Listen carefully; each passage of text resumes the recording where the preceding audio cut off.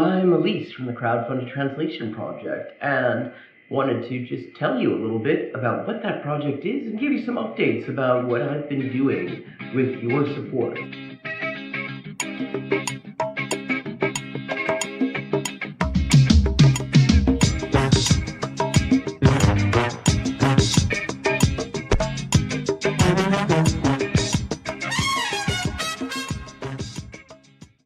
The Inessa Armand project.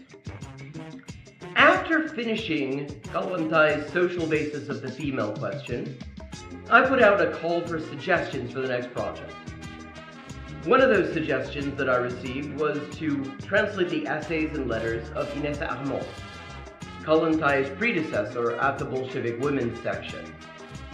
Suppressed by Stalin and never translated into English, Armand's writings enrich our understanding of the Bolshevik women's movement in the run-up to the October Revolution and the early days of revolutionary Russia. With your support, I have been able to translate all of her extant essays and am currently raising the last $1,950 to cover the cost of translating the remainder of her extant works, which at this point is just her correspondence. If you would like to support the project, all contributions are beautiful. You'll find links in the description.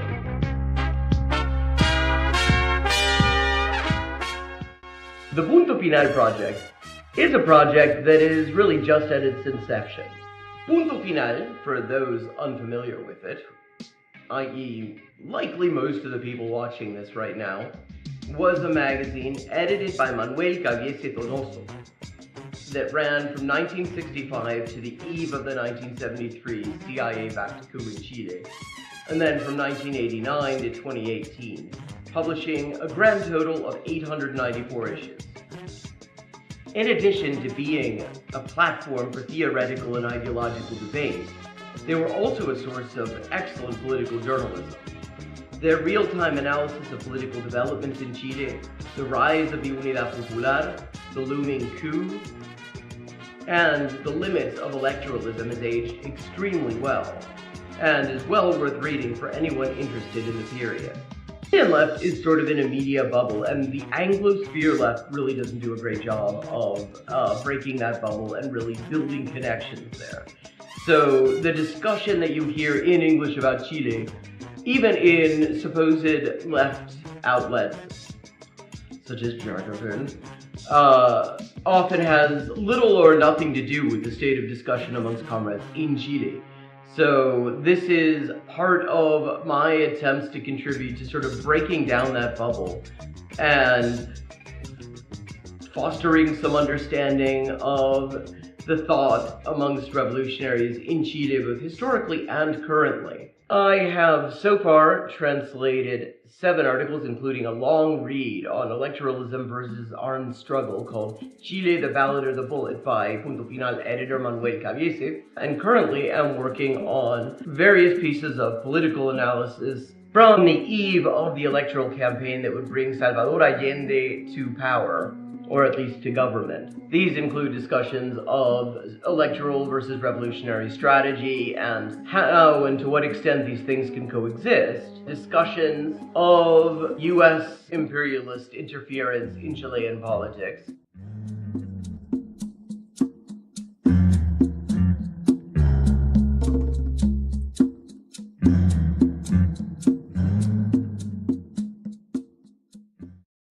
One of the challenges of this project, since its inception, has been getting the word out. The billionaire-controlled black box algorithms that dominate our lives don't like small creators or small projects. Nor are they particularly keen on ideological viewpoints that are inconsistent with the whims of billionaires. What's more, they positively detest anyone who isn't paying for reach. And then they turn around and make it ever harder to do even that in a useful way.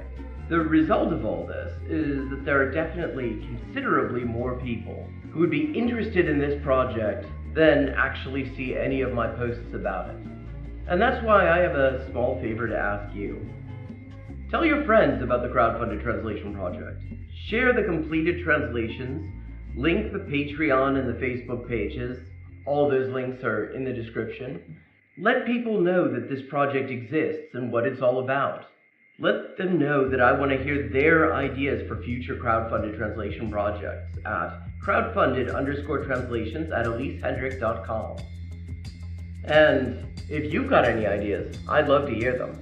Ultimately, the crowdfunded translation project is for us all. The whole idea is to translate texts that have fallen through the cracks by making it economically viable for a professional translator, i.e. me, to work on them and to make the results freely available to everyone.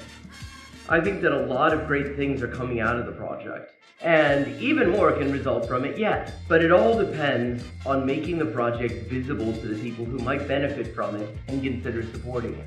Thank you for watching for this length of time. I hope you found it interesting, and I hope that it will encourage you to get in touch with the crowdfunded translation project, look at our translations, to get in touch with, to get involved with the crowdfunded translation project. Make suggestions, read the translations, let people know that this exists.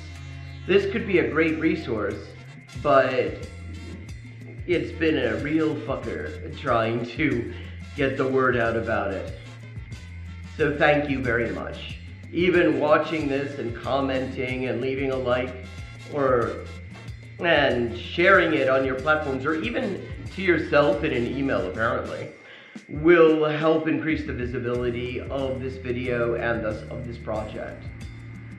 Thanks so much, and see you on the next stream. Thank you very much.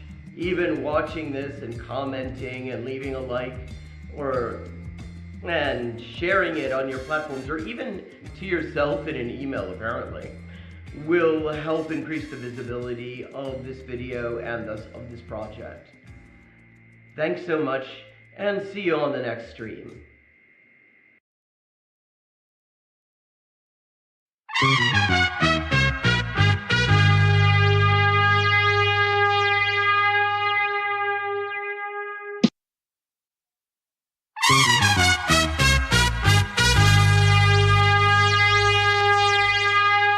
Hey, implicit connotations. Well, I'm Elise from the Crowdfunded Translation Project, and wanted to just tell you a little bit about what that project is and give you some updates about what I've been doing with your support.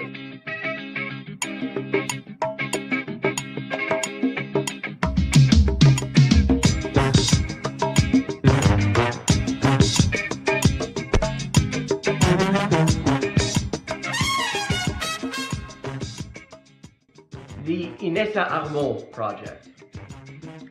After finishing Kalantai's social basis of the female question, I put out a call for suggestions for the next project. One of those suggestions that I received was to translate the essays and letters of Inessa Armand, Kalantai's predecessor at the Bolshevik Women's section. Suppressed by Stalin and never translated into English, Armand's writings enrich our understanding of the Bolshevik women's movement in the run-up to the October Revolution and the early days of revolutionary Russia. With your support, I have been able to translate all of her extant essays and am currently raising the last $1,950 to cover the cost of translating the remainder of her extant works, which at this point is just her correspondence. If you would like to support the project, all contributions are beautiful. You'll find links in the description. The Punto Final project is a project that is really just at its inception. Punto Final, for those unfamiliar with it, i.e. likely most of the people watching this right now, was a magazine edited by Manuel Caviese Donoso that ran from 1965 to the eve of the 1973 CIA-backed coup in Chile, and then from 1989 to 2018, publishing a grand total of 894 issues. In addition to being a platform for theoretical and ideological debate, They were also a source of excellent political journalism. Their real-time analysis of political developments in Chile, the rise of the Unidad Popular, the looming coup, and the limits of electoralism has aged extremely well, and is well worth reading for anyone interested in the period. The Chilean left is sort of in a media bubble, and the Anglosphere left really doesn't do a great job of breaking that bubble and really building connections there.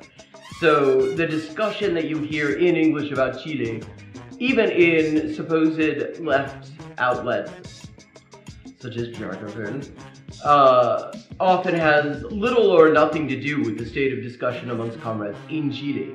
So this is part of my attempts to contribute to sort of breaking down that bubble and fostering some understanding of the thought amongst revolutionaries in Chile, both historically and currently. I have so far translated 7 articles, including a long read on electoralism versus armed struggle called Chile, the Ballot or the Bullet by Punto Final editor Manuel Cabiese, and currently am working on various pieces of political analysis from the eve of the electoral campaign that would bring Salvador Allende to power, or at least to government. These include discussions of electoral versus revolutionary strategy and how and to what extent these things can coexist, discussions of US imperialist interference in Chilean politics,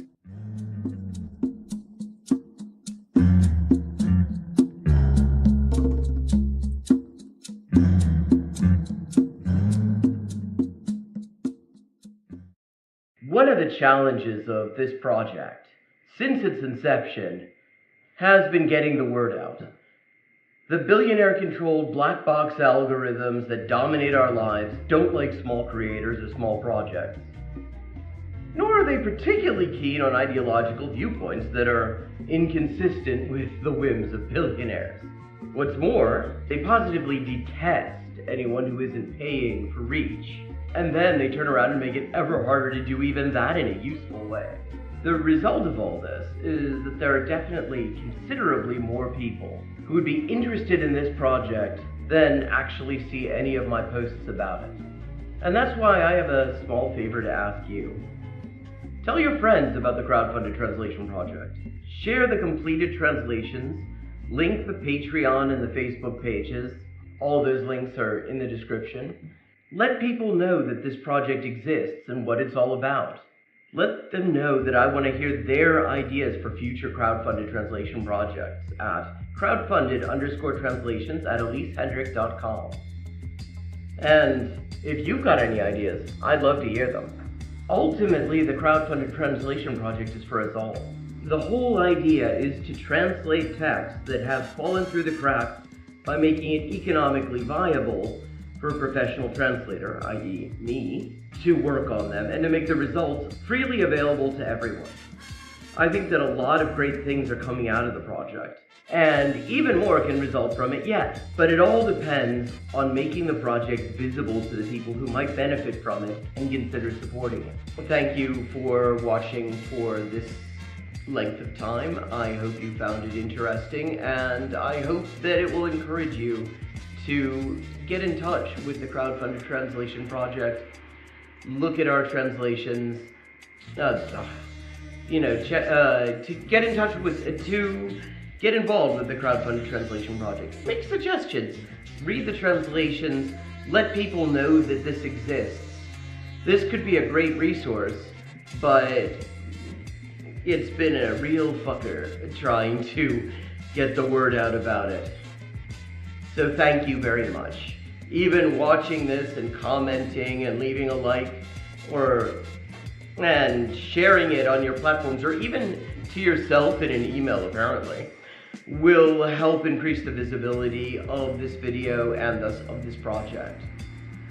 Thanks so much, and see you on the next stream. Thank you very much.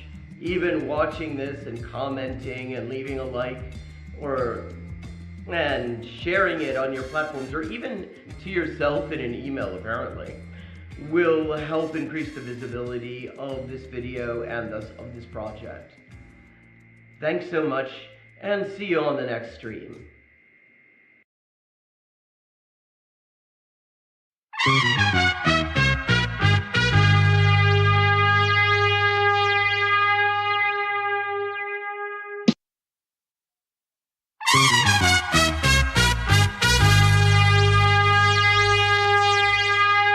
Hey, implicit connotations. I'm Elise from the Crowdfunded Translation Project, and wanted to just tell you a little bit about what that project is and give you some updates about what I've been doing with your support.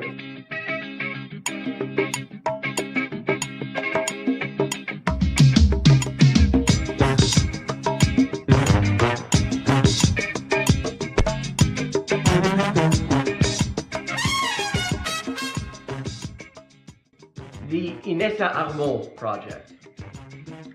After finishing Kalantai's social basis of the female question, I put out a call for suggestions for the next project.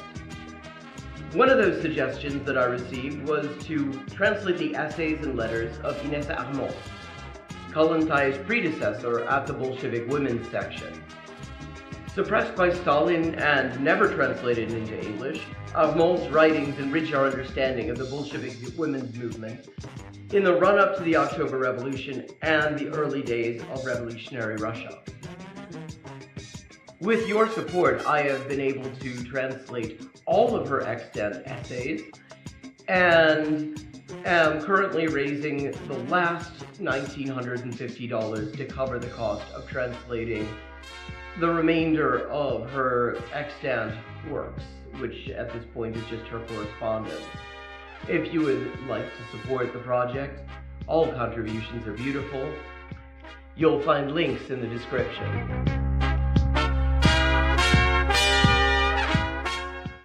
The Punto Final project is a project that is really just at its inception. Punto Final, for those unfamiliar with it, i.e. likely most of the people watching this right now, was a magazine edited by Manuel Caviese Donoso that ran from 1965 to the eve of the 1973 CIA-backed coup in Chile, and then from 1989 to 2018, publishing a grand total of 894 issues. In addition to being a platform for theoretical and ideological debate, they were also a source of excellent political journalism. Their real-time analysis of political developments in Chile, the rise of the Unidad Popular, the looming coup, and the limits of electoralism has aged extremely well, and is well worth reading for anyone interested in the period. The Chilean left is sort of in a media bubble, and the Anglosphere left really doesn't do a great job of breaking that bubble and really building connections there. So the discussion that you hear in English about Chile, even in supposed left outlets, such as Jargon, often has little or nothing to do with the state of discussion amongst comrades in Chile. So this is part of my attempts to contribute to sort of breaking down that bubble and fostering some understanding of the thought amongst revolutionaries in Chile, both historically and currently. I have so far translated 7 articles, including a long read on electoralism versus armed struggle called Chile, the Ballad or the Bullet by Punto Final editor Manuel Caviese, and currently am working on various pieces of political analysis from the eve of the electoral campaign that would bring Salvador Allende to power, or at least to government. These include discussions of electoral versus revolutionary strategy and how and to what extent these things can coexist, discussions of US imperialist interference in Chilean politics,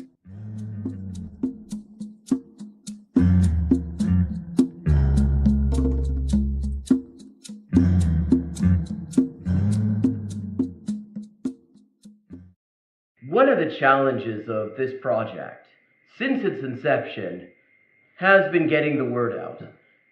The billionaire-controlled black box algorithms that dominate our lives don't like small creators or small projects. Nor are they particularly keen on ideological viewpoints that are inconsistent with the whims of billionaires. What's more, they positively detest anyone who isn't paying for reach, and then they turn around and make it ever harder to do even that in a useful way. The result of all this is that there are definitely considerably more people who would be interested in this project than actually see any of my posts about it. And that's why I have a small favor to ask you. Tell your friends about the crowdfunded translation project. Share the completed translations, link the Patreon and the Facebook pages. All those links are in the description. Let people know that this project exists and what it's all about. Let them know that I want to hear their ideas for future crowdfunded translation projects at crowdfunded_translations@elisehendrick.com. And if you've got any ideas, I'd love to hear them. Ultimately, the crowdfunded translation project is for us all. The whole idea is to translate texts that have fallen through the cracks by making it economically viable for a professional translator, i.e. me, to work on them and to make the results freely available to everyone. I think that a lot of great things are coming out of the project, and even more can result from it yet. But it all depends on making the project visible to the people who might benefit from it and consider supporting it. Thank you for watching for this length of time. I hope you found it interesting, and I hope that it will encourage you to get in touch with the crowdfunded translation project, look at our translations, to get in touch with, to get involved with the crowdfunded translation project. Make suggestions, read the translations, let people know that this exists. This could be a great resource, but it's been a real fucker trying to get the word out about it. So thank you very much. Even watching this and commenting and leaving a like and sharing it on your platforms, or even to yourself in an email apparently, will help increase the visibility of this video and thus of this project. Thanks so much, and see you on the next stream. Thank you very much. Even watching this and commenting and leaving a like and sharing it on your platforms, or even to yourself in an email apparently, will help increase the visibility of this video and thus of this project. Thanks so much, and see you on the next stream.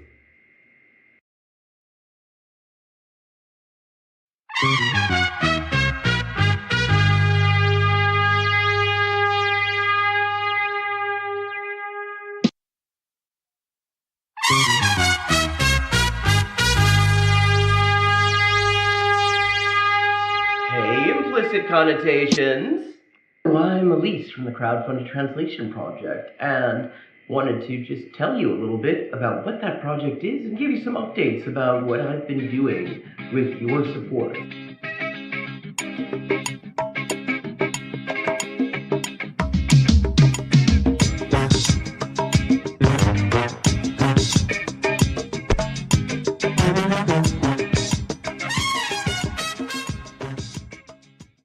The Inessa Armand project. After finishing Kalantai's social basis of the female question, I put out a call for suggestions for the next project. One of those suggestions that I received was to translate the essays and letters of Inessa Armand, Kalantai's predecessor at the Bolshevik women's section. Suppressed by Stalin and never translated into English, Armand's writings enrich our understanding of the Bolshevik women's movement in the run-up to the October Revolution and the early days of revolutionary Russia. With your support, I have been able to translate all of her extant essays and am currently raising the last $1,950 to cover the cost of translating the remainder of her extant works, which at this point is just her correspondence. If you would like to support the project, all contributions are beautiful. You'll find links in the description. Back to Cuba and Chile, and then from 1989 to 2018, publishing a grand total of 894 issues. In addition to being a platform for theoretical and ideological debate, they were also a source of excellent political journalism. Their real-time analysis of political developments in Chile, the rise of the Unidad Popular, the looming coup, and the limits of electoralism has aged extremely well, and is well worth reading for anyone interested in the period. The Chilean left is sort of in a media bubble, and the Anglosphere left really doesn't do a great job of breaking that bubble and really building connections there. So the discussion that you hear in English about Chile, even in supposed left outlets, such as Jargon, often has little or nothing to do with the state of discussion amongst comrades in Chile. So this is part of my attempts to contribute to sort of breaking down that bubble and fostering some understanding of the thought amongst revolutionaries in Chile, both historically and currently. I have so far translated 7 articles, including a long read on electoralism versus armed struggle called Chile, the Ballot or the Bullet by Punto Final editor Manuel Cabiese, and currently am working on various pieces of political analysis from the eve of the electoral campaign that would bring Salvador Allende to power, or at least to government. These include discussions of electoral versus revolutionary strategy and how and to what extent these things can coexist, discussions of US imperialist interference in Chilean politics,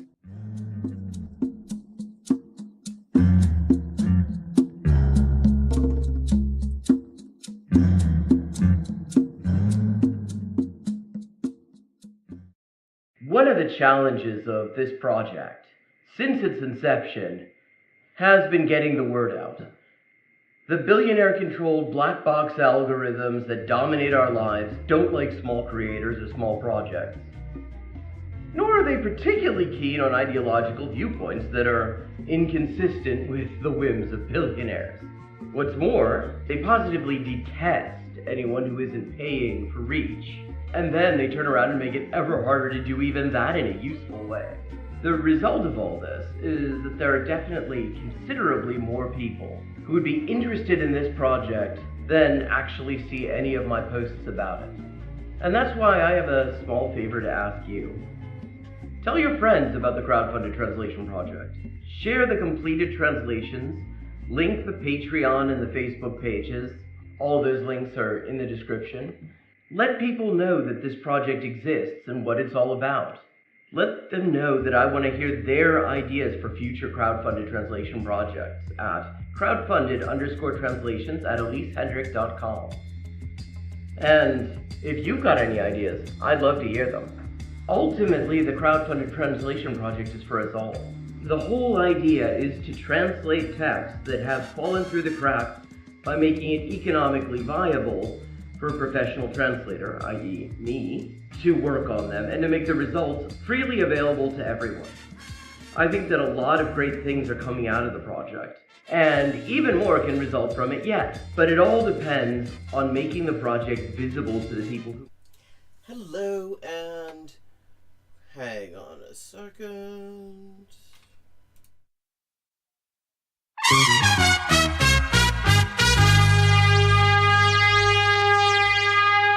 Hey, implicit connotations. Well, I'm Elise from the Crowdfunded Translation Project, and wanted to just tell you a little bit about what that project is and give you some updates about what... Hello, and welcome to Hyperpolyglotting with Elise, the stream where we actually kind of like to learn all the languages. And, okay, now I've gone from showing the wrong window to showing no window at all. There we go. That's where we were trying to go. So how's everybody doing, chat? I'm Elise, translator, writer, and editor with 20 working languages. And it is a hot and muggy Saturday. And apparently Evil Dia is quitting ALG Dreaming Spanish. So kind of followed that for a little bit, so I'm kind of curious. Has he possibly learned anything in the process?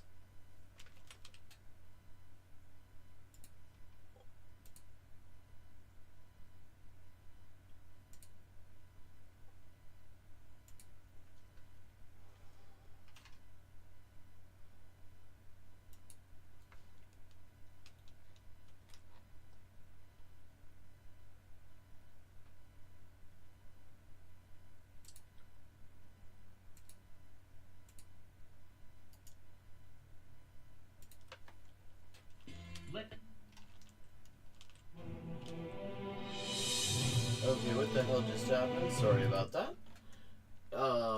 Yeah.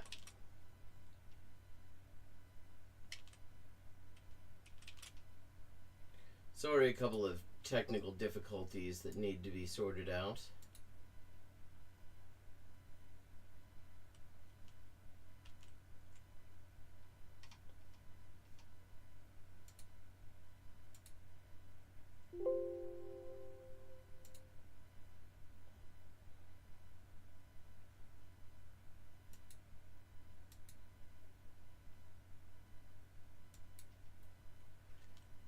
Okay, here we go.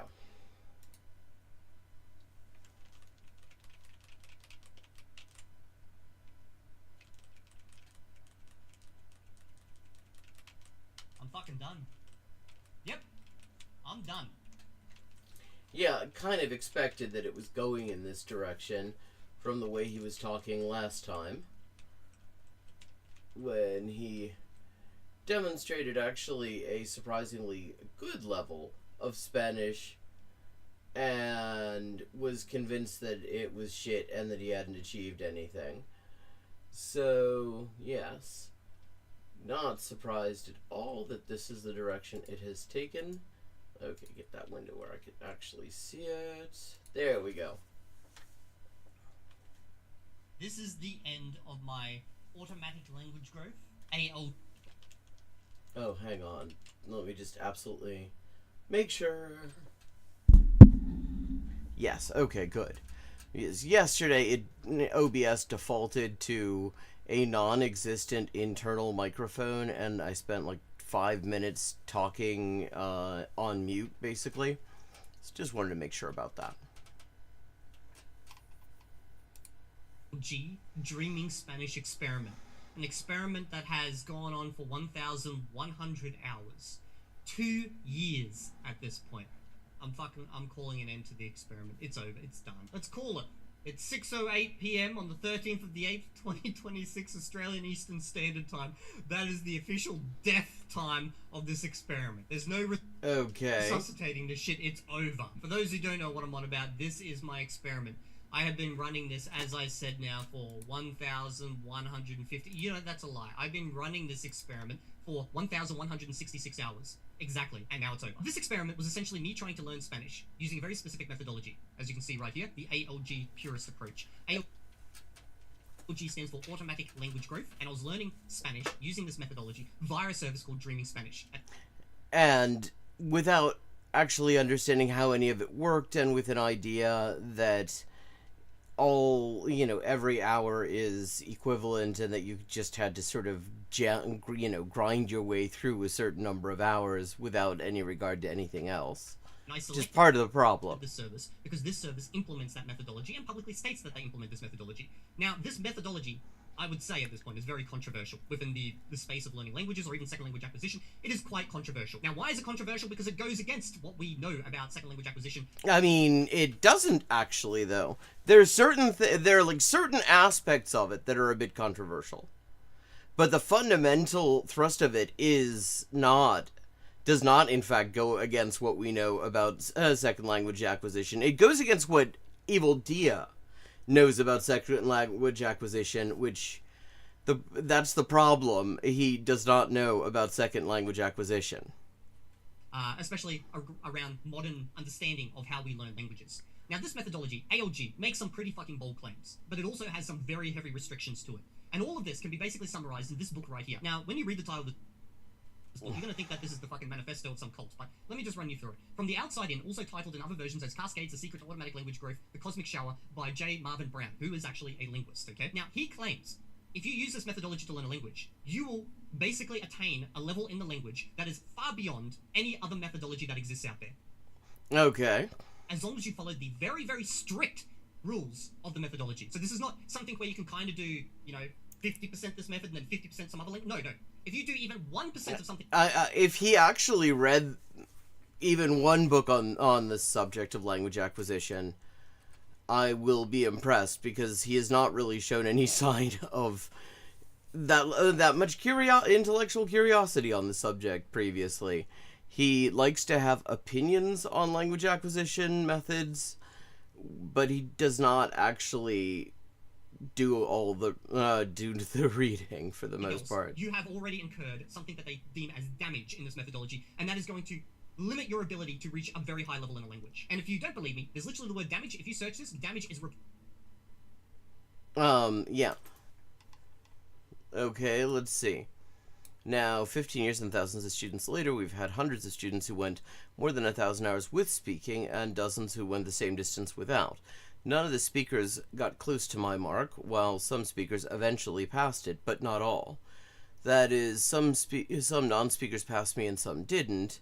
It looked like there was something besides speaking that was causing damage. So, okay, he's describing here some sort of a controlled experiment.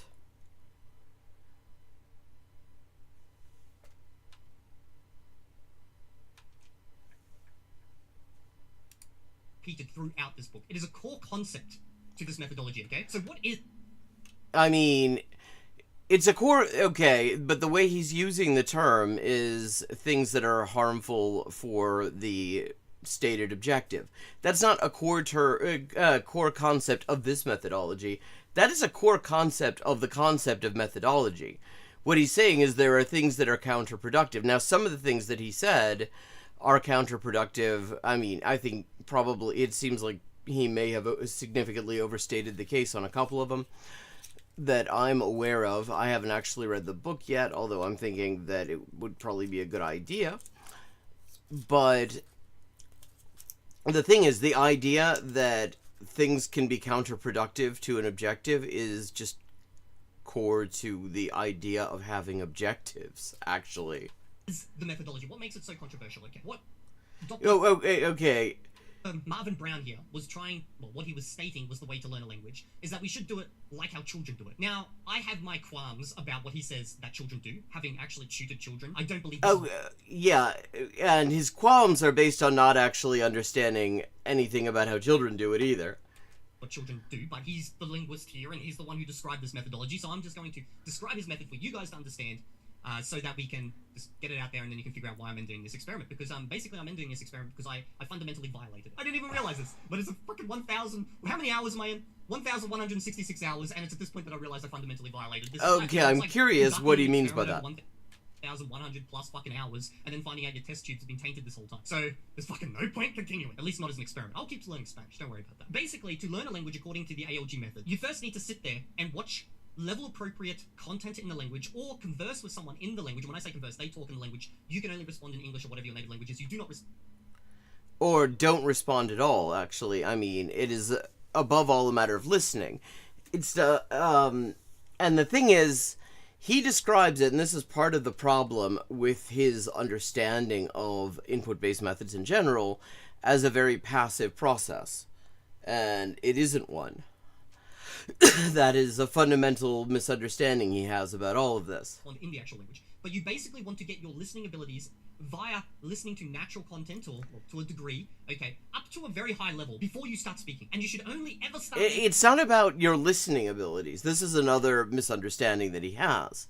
I mean, yes, your listening ability is certainly being acquired in this way, but it is fundamentally about developing the pattern recognition, developing the instinct for the language. It's developing an internal account of how the language actually functions.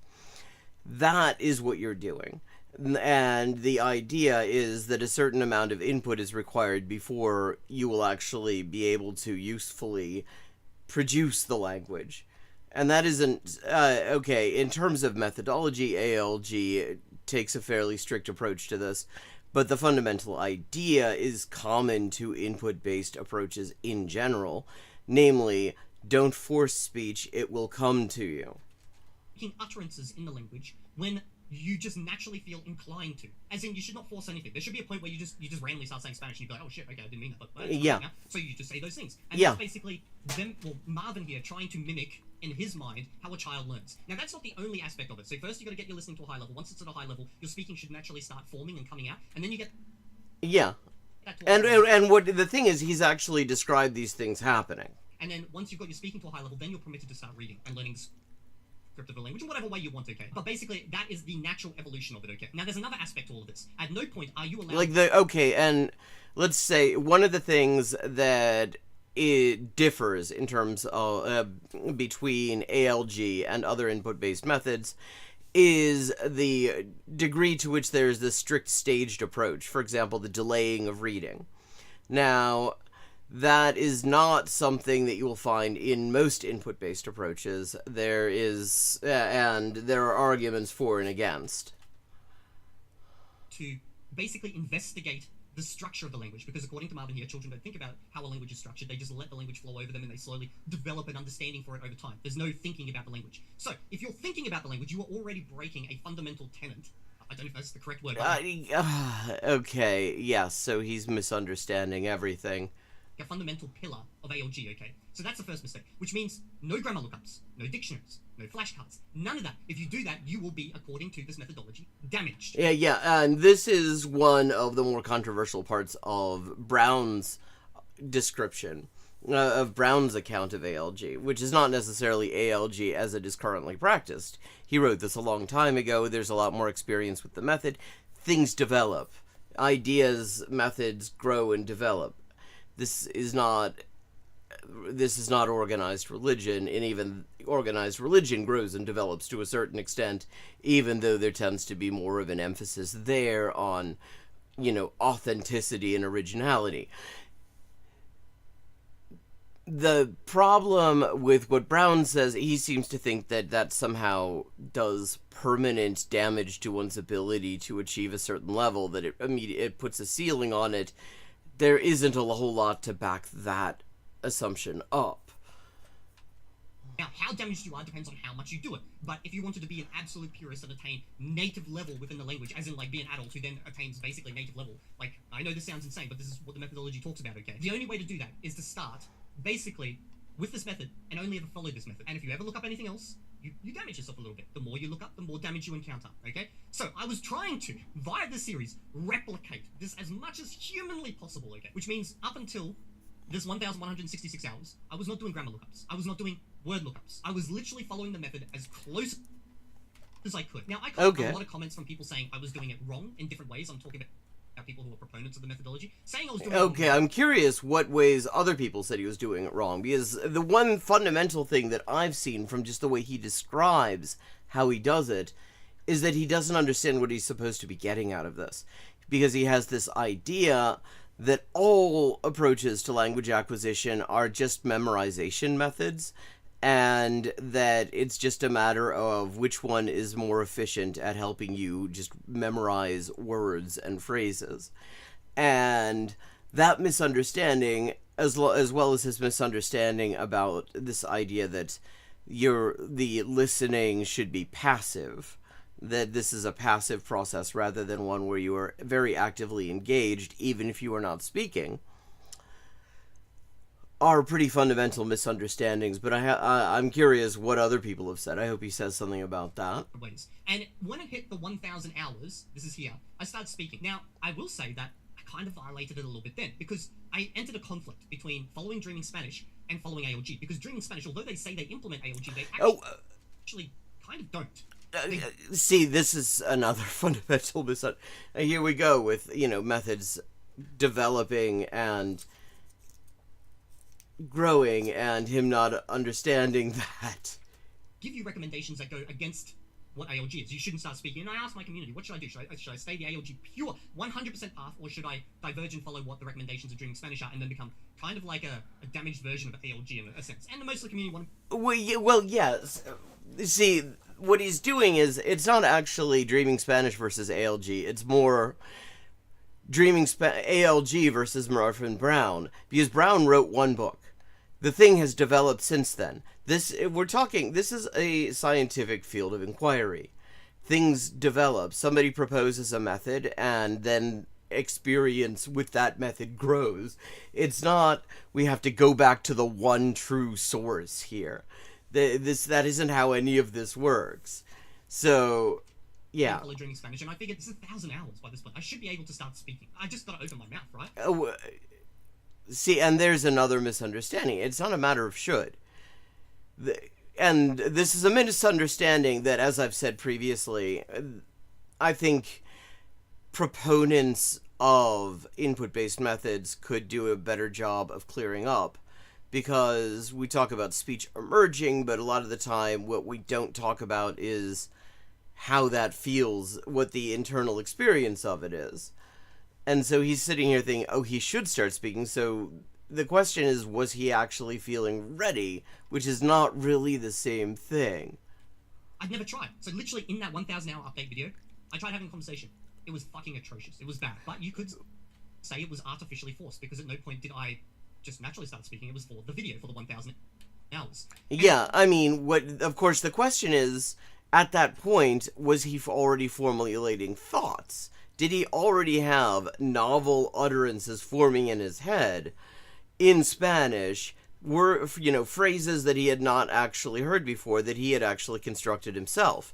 Because if that's the case, then I would say that it was not forced, that speech had emerged. But if it hadn't yet, then, yeah, it would be artificially forced. That point is when I started getting pretty heated attacks from ALG followers, okay, of this methodology. I'm trying really hard not to say cultists right now. These followers of the methodology were like, you screwed your test. You started speaking, you weren't ready, you just did it because that's what Dream Spanish recommend. But I kept going. Yeah, and that was, that was a mistake that he made. It's true, he's right. I mean, they're right. If he was not ready, then he shouldn't have forced it. Because that doesn't necessarily help anything. It probably doesn't hurt anything fundamentally, especially at that point. And maybe he actually was, and he just has a different understanding, a misunderstanding really, of what level of speech is going to come out when speech emerges. I mean, previous videos have made it very clear he does not really understand that. But okay. Okay, and I literally made a video about how people were not happy with that, okay. And then 1,050 hour update, my Spanish improved a bit. 1,100 hour, it proved a bit more. Yeah, as these things tend to be. But also it kind of didn't, and then 1,150 hour kind of just settled. Like, I did not make any real improvement in my speaking. That he's aware of. Little bits here and there. I keep getting these, like, online attacks about the fact I'm not doing the method correctly, okay? Now, realistically, as a YouTuber, this shit doesn't bother me. People attack me because I knew I was following this. But he wasn't, is the thing. He has what is called pseudo-certainty. It's the sort of something associated with the Dunning-Kruger phenomenon. It's where you are so completely ignorant on a subject that you think you know more about it than you do know. You're so ignorant you don't realize, you're not able to recognize your own ignorance, essentially. Fucking book. Following the experiment as close as humanly possible. I knew I was doing it right. Sure, maybe I started speaking early, maybe that damaged me a little bit, okay? But I hadn't broken fundamentally the other pillars of ALG, the ones about, actually doing real damage, which is thinking about the language or... See, this is what comes of not actually understanding how any of this works. He's treating it, he's treating it as a religious practice. You're breaking tenets and stuff like that. If you actually understand the scientific basis of these things, you understand what things are actually consistent, what things are not consistent, and how these things have developed. But he has decided to treat Marvin Brown as like the Bible of ALG, and treat it as Holy Writ. And a lot of problems come in there, because he's never developed any real understanding of how any of this stuff works. ...the language or anything like that. So I was okay, until this morning. In my Discord, that's attached to this, so you can go down in the description, hit join. Okay. You guys are one Google search away from realizing that a lot of countries don't teach grammar in school. That doesn't... Okay. What are we... Reposting it here.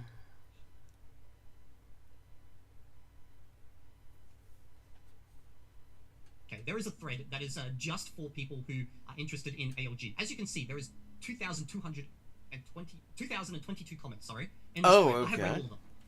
Every single comment that came in, I read up until this morning, and then I was like, I'm fucking sad now. I'm actually a bit depressed. So this comment... which is a good reason not to do that, really. It came in from Digital Nexus 92. Reposting it here so it doesn't get lost in general chat, and it's about the ALG series anyway. Evil Dear, what did you mean by this? Studying Spanish, slowly making inroads, type of thing. And in this one, I have absolutely no experience with Spanish. Zero, I've never studied Spanish. I assume you forgot you did then? What did you study? I was very confused. Good question. Confused about this. I was like, huh? What is this? Because it's just like some bare links, okay. Now, if we go back to this is my original video, I'm assuming. Oh, well, there's a timestamp on that first one. Yeah, so this is from my 50-hour update. Over 1 year ago, my first ever posting in the experiment about me, especially if you're new to the channel, so you know what I've entered into this with. I have absolutely no experience with... Furniture has been disappearing as he's continued this experiment. ALG has been making his furniture disappear. Spanish. Zero. I never studied Spanish. I think the only times I've ever encountered Spanish realistically is probably in the Discord where people just randomly type out Spanish, and I'll see a couple of things here and there. So I have not studied Spanish. Up until this morning, I believe that was true. I legitimately did. But there was this comment here. Now, if you guys have been following my channel, I've been doing YouTube for fucking 13 years. And I've recorded pretty much every single day of me learning languages or using languages on this channel. Like, nearly every day I've been saying something on YouTube. And apparently I made a video 10 years ago. So here is the video I made 10 years ago. Is Esperanto useful? 31k views. That's actually quite impressive. Anyway, let's... Oh, well. Like, in that class because of the girls. And I studied French. Yeah, failed at that. I'm currently studying Chinese. Not much progress. Studying Spanish. Slowly making inroads, you know, type of thing. But Esperanto has... It's the only language I've ever... So you've probably heard that, right? I'm studying Spanish. I don't fucking know that. And I think this comment... So, interesting. ...was in regards to maybe doing something on Duolingo. And the reason I say that is because Duolingo was all the fucking rage about 10 years ago. And maybe I'd opened up Duolingo and I was doing Spanish on it. Okay. See, I don't particularly care about previous... I've done some Korean before, like, what other languages? Okay, so... Which I haven't actually touched from this one, and it fucking disheartens me, because this goes right to the core of ALG. Now, you might be thinking, this is dramatic, this is over the top, this is stupid, you know, but it literally destroys the whole point of the challenge. No, it really doesn't. I mean, for one thing, let's just remember, he doesn't... okay, so he's saying that because he might have previously done something with Spanish, like over a decade ago, that he doesn't even remember, that somehow... vitiates ALG, it is no longer pure or something like that, which, no, that's nonsense. None, like, all of this is just, like, stuff that he's sort of made up in his head, really. If you don't even remember it, probably has not had any effect. And, again, yeah, okay, yeah, I mean, who cares? People out here investigating historically, I guess, on what I've done. But that's it. I was already on the edge. That was the push. Might as well call it quits at this point. No fucking point. I'm damaged anyway. I guess my final thing is, if you want to learn Spanish, and you already learned some Spanish before, don't follow the purist method. You're already damaged. There's no fucking point. You might as well just do whatever you want to do. Yeah, I mean, also don't follow Evil Dia. He doesn't know what the hell he's talking about. It's amazing how much time he spends around sources that could help him develop some understanding of this stuff, and he has managed to maintain just a complete sort of purity of ignorance on so many things. People try to explain some of this stuff to him in great detail, and he somehow manages to always miss the point. Okay, so what is going to happen now? Well, let me just say, this is my Dreaming Spanish series. This video you're watching right now is the last video in the series. Okay, so what's happening with my Spanish? Well, I will continue. I will decide over the next day or so how I'm going to continue Spanish, but I started another series. It's called Spanish Review. That might sound a little bit strange. Evil Dia, Spanish Review. Are you reviewing the Spanish language? Well, I am in a sense. You get... Okay, so that was that. So he's decided to quit basically because somebody decided to investigate him and found that maybe he learned a little bit of Spanish a very long time ago and then completely forgot all about it. Interesting choice. Okay. Kind of figured it was moving in that direction anyway, though. Okay. Nick has another video I'm curious about, because the thing about Nick is his videos are always very interesting. So he says, most language learners learn words backwards. I'm not sure how you learn a word backwards, and I'm very curious for him to explain. His stuff. Here's the process. I mean, if you're not familiar with Nick, he's a relatively small creator in this space, but his thinking on these things, there are criticisms I have, but on the whole, absolutely always worthwhile, and some of the best explainers on language, on input-based methodologies that you can find in this space, so definitely worth checking out. The video, I'm going to just drop the link in chat.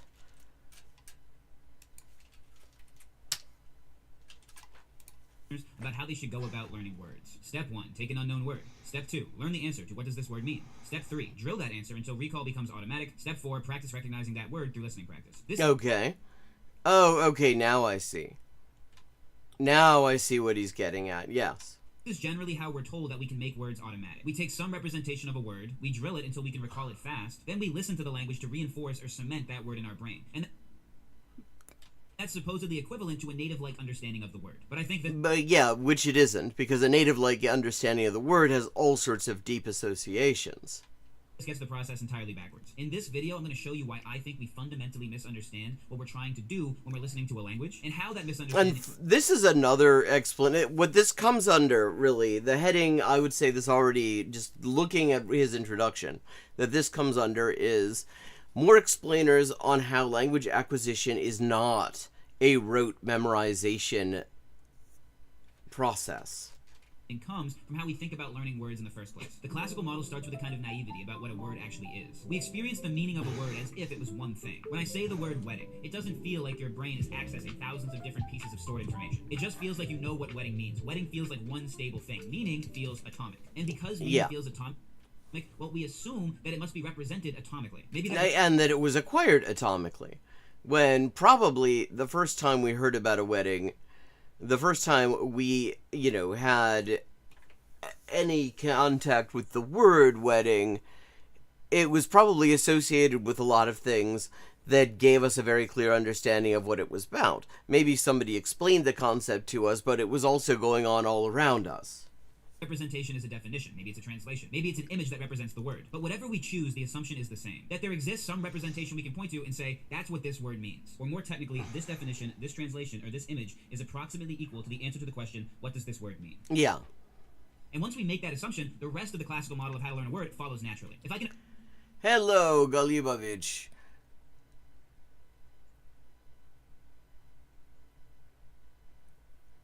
Oh, okay. So, the fundamental... okay. First of all, hello and welcome to the chat. Now, what he said that he had apparently done wrong was that over a decade ago, he had learned some Spanish and then forgotten all about it. What people who are familiar and understand input-based methods would say he got wrong was his entire approach to how to do these things. His expectations were, in a lot of ways, way too high. He misunderstood, fundamentally, what the point of exposing oneself to comprehensible input even is. He has this idea that it's a memorization thing, when in fact it is about understanding messages and developing a rich network of associations in your mind between words, meanings, and experiences, and those are very different. Those are very different things. And the other thing is a misunderstanding, which is very common, I have to say, about what it means for speech to emerge.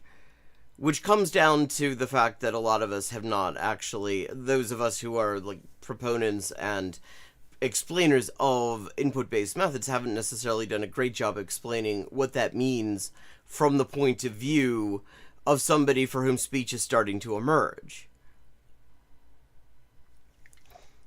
Approximately represent the meaning of a word, then learning the word is simply a matter of getting that representation into my unconscious mind. I learn it consciously, I drill it until it becomes automatic, and then I practice recognizing it when I hear the language. And this is how we get the idea of listening practice. If we assume the meaning of the word is something conscious that we already drilled into our head, then listening to the language is where we learn what the word means. It's primarily where we get faster at spotting words we already know. Yeah, then it's just about listening for comprehension.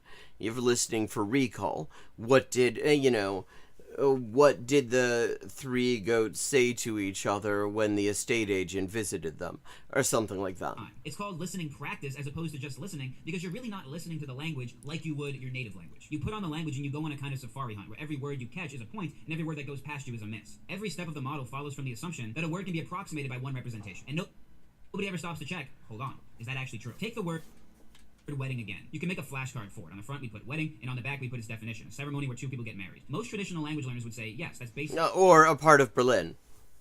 Representative of the meaning of the word. There it's pronounced wedding.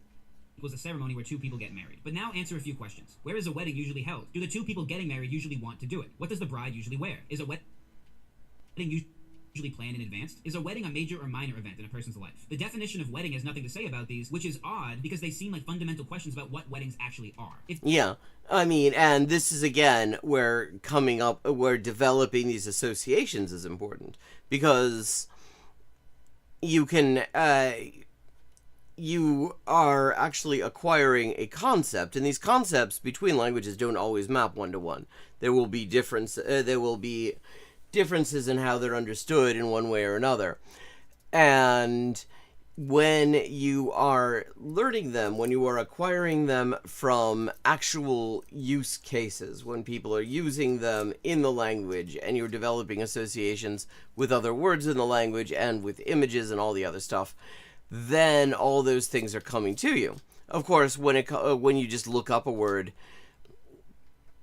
you are getting an equivalent, and depending on where you are in the, like, if you're already fluent, say at a C1, C2 level, and you occasionally look up words, that is not a bad starting point, especially because you will already have a network of associations that will allow you to look at the components of the word and have some understanding how those components function. If you ask a native speaker what a wedding is, you're very unlikely to only get the response, a ceremony in which two people get married. They're likely to add love, families, cakes, big white dresses, flowers, etc. Well, I don't know. I think, if you just ask people what's a wedding, they will probably give you the first version. It's where people get married. And assume that you know the other stuff. If you then go on and say, so what's a wedding like? Then the other stuff comes in, or like, what's the point of it, because you're from another planet and are unfamiliar with the concept and why anyone does it. It matters because when native speakers use words like wedding, well, they bake in all of that meaning beyond the definition. You could hear somebody say, I went to the wedding and the cake was great, but that only makes sense if you know that there are usually cakes at weddings. Otherwise, it's a complete non sequitur. Like if I said, I went scuba diving and the cake was great, and this... Well, I mean, scuba diving should come with cake. That's a whole lot of faff getting on all that equipment. And then you go underwater and have to hope that all this stuff works. I think scuba diving should also come with cake, just like weddings. Isn't some isolated example. We rely on this extra encoded information constantly to automatically understand messages in context. To automatically understand nobody danced at the wedding requires you to know that dancing commonly happens at weddings. To automatically understand they had to cancel the wedding requires you to know that weddings are planned in advance. To automatically understand she wasn't invited to the wedding requires you to know that weddings typically have a defined group. She wasn't invited to her haircut. Group of guests. If you notice a pattern with these examples, it's all incidental information. None of it belongs to the central core of what a wedding is. Weddings don't need cake to be a wedding. They don't need to be in a particular...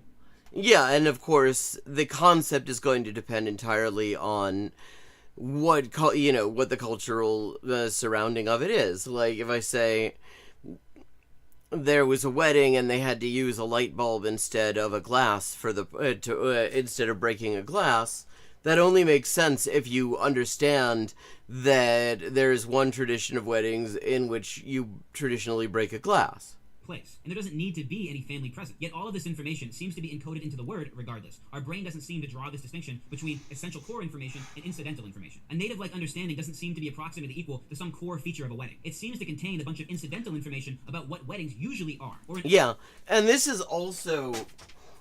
just a point that one has to take into account when it comes to dictionaries. People have this idea, especially really the most annoying people on the internet will be like, yeah, you get into an argument about something and they're like, well, Webster's dictionary says this about that, says that it's this. And it's like, yeah, but that's always going to be an incomplete definition. It's just, it is touching the surface. It doesn't tell you everything about it. It's just telling you enough to get a general idea of the usage of the word. Other words, the way we consciously experience wedding doesn't seem to be as a singular packet of meaning. It seems more like a container with a bunch of questions that nobody's ever directly asked us or taught us. Is there often cake? Are there often riots? Cake and riots would be my preference. Actually, he's watched, I believe he has recently watched a film called Relatos Salvajes. It's a collection of dark comedic short films made in Argentina like about 11 years ago. Very good, and it includes a wedding that devolves into a riot. So here's the key reframe. Instead of thinking of a word's definition as some special characteristic of a word, we should instead think of it as simply an answer to a question about... It's very good. It's well worth watching if you like dark comedy. To the question, what essential feature do all this word's uses share? A word's definition is no different than any of these other questions. It's simply one answer among many. A more accurate version of this flashcard wouldn't be wedding equals a ceremony in which two people get married. It would be what essential feature do all weddings share equals a ceremony in which two people get married. That's a much more honest way to look at what the flashcard is actually solving. We could drill a different question, like what is the general emotional atmosphere of a wedding, and put joyful and celebratory on the other side. And for a sentence like they were so sad that the wedding had ended, that answer is actually more helpful at understanding the message of that sentence than the answer to the definition question was. Once you see it this way, then treating the definition as if it somehow represents the word begins to look arbitrary. It's one question out of many, and it's easy to find sentences with... Yeah, I mean, and it also points towards the fact that when you're actually looking words up, you are, looking a new word up, you are essentially doing a rote memorization. You are doing something where, okay, so you heard a word, you want to understand what it means, you look it up, and... well, maybe it's obvious and you don't have any trouble remembering it, but you're trying to remember the definition. Or whereas with language acquisition, when you're acquiring new words, you are approximating them from your observations of their usage. You are gradually developing a deep understanding of them because the usage gives you all sorts of associations that help you make sense out of it. But the definition just doesn't help us understand the message of the sentence. Translations have a similar problem. They answer the question, what word in another language most closely responds to this word? An image, same problem. It's simply another answer to a single question, what image best represents this word? No single representation seems to capture all the questions that a native speaker unconsciously... Do people often dance there? Is it often underwater? Do guests often need invitations? Do people often repair cars there? Are there often riots? Carries about a wedding. And if that's true, the entire classical model starts to break down. Remember that the whole point of drilling is to take something we consciously know and make it unconscious. We start with some conscious representation of wedding, and we drill it until we don't have to think about it anymore. But what does it say if the answer to the question, what does this word mean, actually can't be consciously represented? I mean, it can be. I would say it isn't the matter that it can't be consciously represented. It can be consciously represented. You could consciously represent all the things that are associated with the concept of, say, a wedding. It would be unwieldy if you wanted to get everything. It would probably require lots of people individually contributing, because not everybody's associations are going to be exactly the same. And you would end up with some level of abstraction. But that's just not the same thing as acquiring the language, acquiring the vocabulary through observed usage. Because that is what we're doing when we are understanding messages through comprehensible input, is we are observing usage. We are gradually developing an account of what goes on in the language, because we are observing how speakers of the language use words in context where we at least understand the broad strokes of the message. It would seem to suggest that it's impossible to give your mind an approximate unconscious understanding of a word simply by drilling it. You can clearly make conscious knowledge about the word easier to access, obviously, but that's simply not equivalent to making the meaning of the word unconscious. And I know that distinction on its face seems arbitrary, but it's really not. I'm going to give a thought experiment that demonstrates this, but before I do, let me just give you a metaphor so you kind of understand what I'm saying. Let's say you're going to hike a mountain and you don't want to get... I'm going to slow this back down to normal speed, actually. This is actually feeling a little bit aggressive at 1.5. Studying a map of the mountain would obviously help you traverse the terrain, but that knowledge shouldn't be confused with that unconscious sense of spatial awareness that we get after thoroughly exploring a place. That's an actual difference we can feel between conscious and unconscious understanding of a terrain, and that's the best metaphor I could come up with to help you have an intuitive sense of why this even matters, why this isn't just like semantic. And that's what we're going to get into now. We're going to start collapsing this abstraction. And what's going Okay. I'm curious. to become clear is flashcards and vocab lists are trying to make the wrong kind of thing unconscious. We're not being creative enough Unconscious sets. about how we view unconscious information storage. Again, we have this implicit assumption that what our brain stores when it stores a word is like one thing, one file in a cabinet. Yeah, a matching pair. Never stop to ask, what if there's A word and its meaning, a word and its sound, a word and its definition, a word and its translation. Matching pairs. one single thing our brain stores when we learn a word? What if trying to feed our mind one thing, one representation, over and over and over again is like trying to put the square peg in the circle hole? I will say, I think all of this depends a little bit on where you are in your relationship with the language. Because if you have like one of those word of the month calendars or word of the day calendars or something like that, and you sort of learn a new word a day from that, you will start out perhaps by rote memorizing a matching pair, but because you now have at least that sort of bare bones representation of the word, it's going to start taking root if you use it and encounter it a lot. And eventually it is going to be something that has all sorts of conscious and unconscious associations for you, including the association with that word of the day calendar. What I want to do now is show you that we don't have to speculate about this. I want to show you that the language knowledge we store in our unconscious mind has certain properties that can't be explained if words are stored as little bits of meaning. We're going to start by showing a sentence with one missing word. What I want you to do is...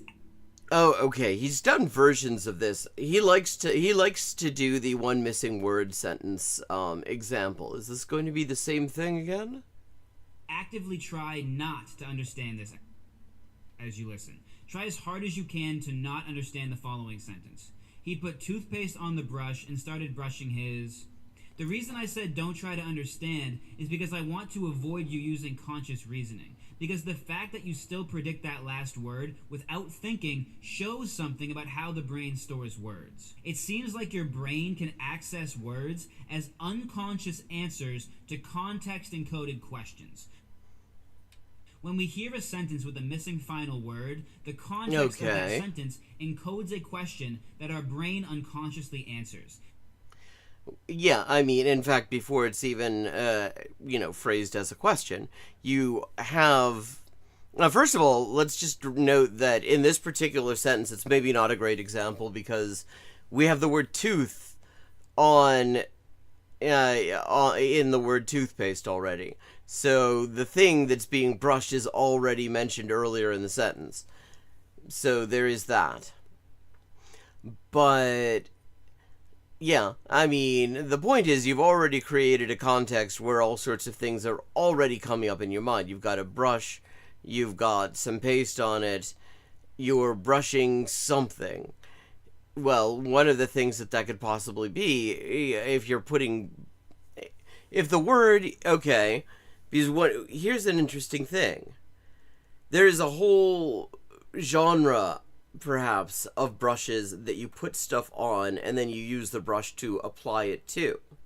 There are also brushes that you don't put something on and that you use to arrange something, e.g. hair. And then you have brushes that you may or may not put anything on that are there for the purpose of removing something else. And if you removed tooth from this sentence, you would actually already establish what we're talking about just from the use of the word brush, because the verb we use to describe what's going on with the brush actually tells us what we're doing with it. I mean, that sounds obvious, but what I mean is, the actual motion is always going to be roughly the same. It's back and forth or either straight along a line, or it's back and forth. It is described as brushing or sometimes as scrubbing, and when it's described as brushing, what you're doing will depend entirely on whether you're putting something on it or not. Because if you're putting paste on it, clearly you're brushing your teeth, even if that word isn't mentioned. If you do not put anything on it, if he said he took the brush and started brushing his, yeah, you might think hair, actually. Hey, Brian. I mean, yeah, that's the trouble with the concept of fluent already, is that you have to define it, and it is a very vague concept that people use in all sorts of completely contradictory ways.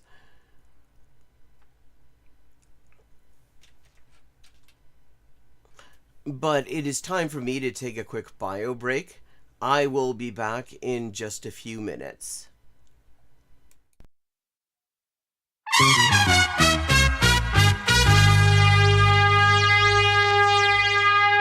Hey, implicit connotations. Well, I'm Elise from the Crowdfunded Translation Project, and wanted to just tell you a little bit about what that project is and give you some updates about what I've been doing with your support.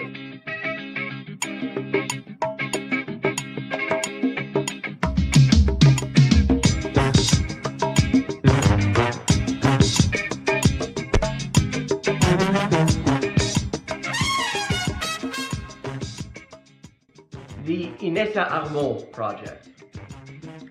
After finishing Kalantai's social basis of the female question, I put out a call for suggestions for the next project. One of those suggestions that I received was to translate the essays and letters of Inessa Armand, Kalantai's predecessor at the Bolshevik Women's section.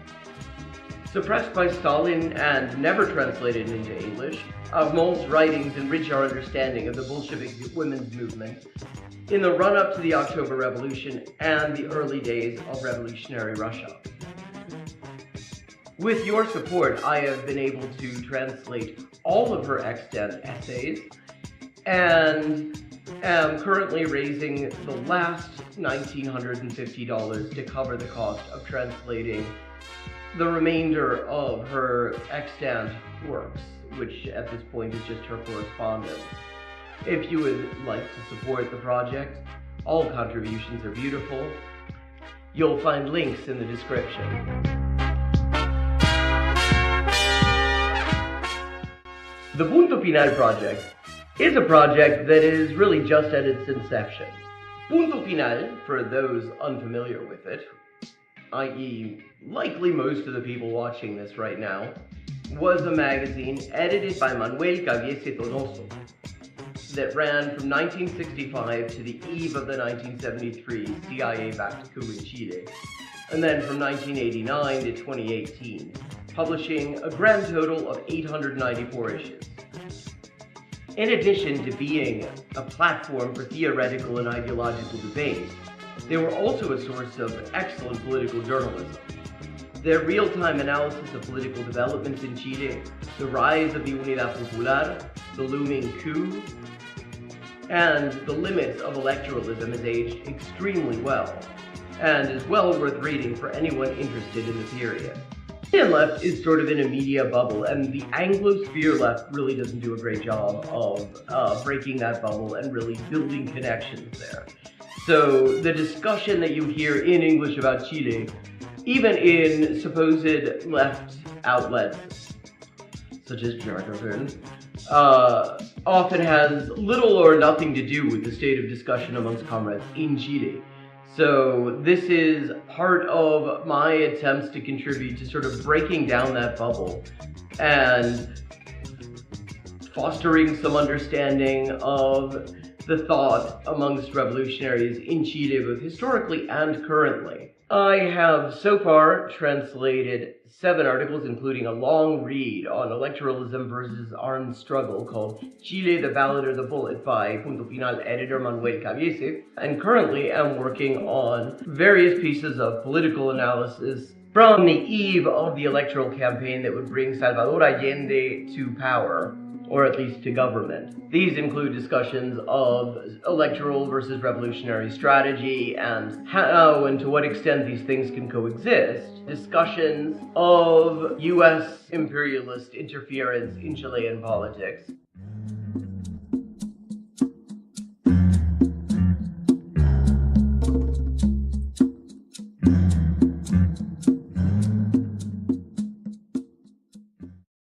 One of the challenges of this project, since its inception, has been getting the word out. The billionaire-controlled black box algorithms that dominate our lives don't like small creators or small projects. Nor are they particularly keen on ideological viewpoints that are inconsistent with the whims of billionaires. What's more, they positively detest anyone who isn't paying for reach. And then they turn around and make it ever harder to do even that in a useful way. The result of all this is that there are definitely considerably more people who would be interested in this project than actually see any of my posts about it. And that's why I have a small favor to ask you. Tell your friends about the crowdfunded translation project. Share the completed translations, link the Patreon and the Facebook pages. All those links are in the description. Let people know that this project exists and what it's all about. Let them know that I want to hear their ideas for future crowdfunded translation projects at crowdfunded_translations@elisehendrick.com. And if you've got any ideas, I'd love to hear them. Ultimately, the crowdfunded translation project is for us all. The whole idea is to translate texts that have fallen through the cracks by making it economically viable for a professional translator, i.e. me, to work on them and to make the results freely available to everyone. I think that a lot of great things are coming out of the project, and even more can result from it yet. But it all depends on making the project visible to the people who might benefit from it and consider supporting it. Thank you for watching for this length of time. I hope you found it interesting, and I hope that it will encourage you to get in touch with the crowdfunded translation project, look at our translations, to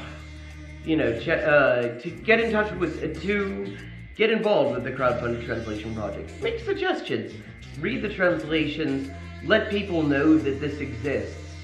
This could be a great resource, but it's been a real fucker trying to get the word out about it. So thank you very much.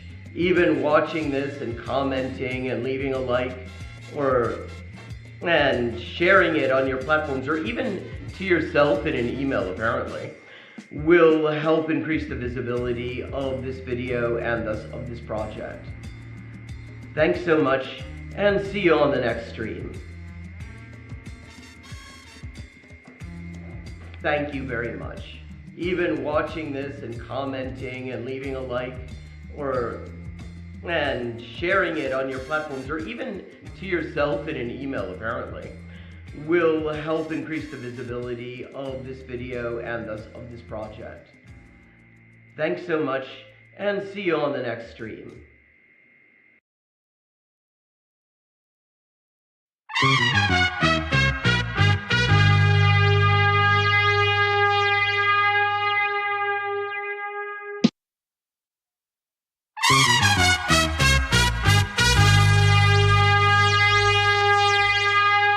Hey, implicit connotations.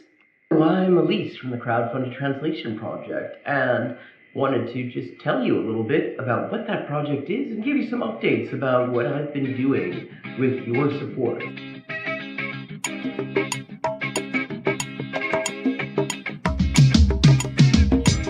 And I'm back.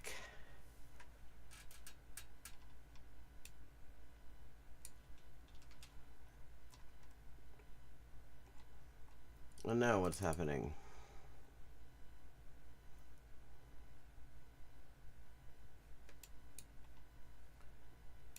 Ah, okay. Yes, though.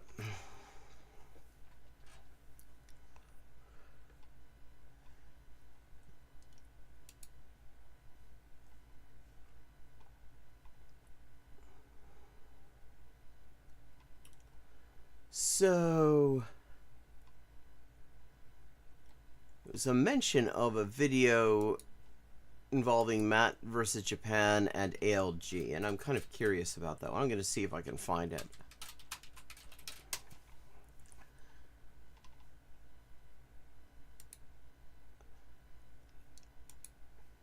Let's see.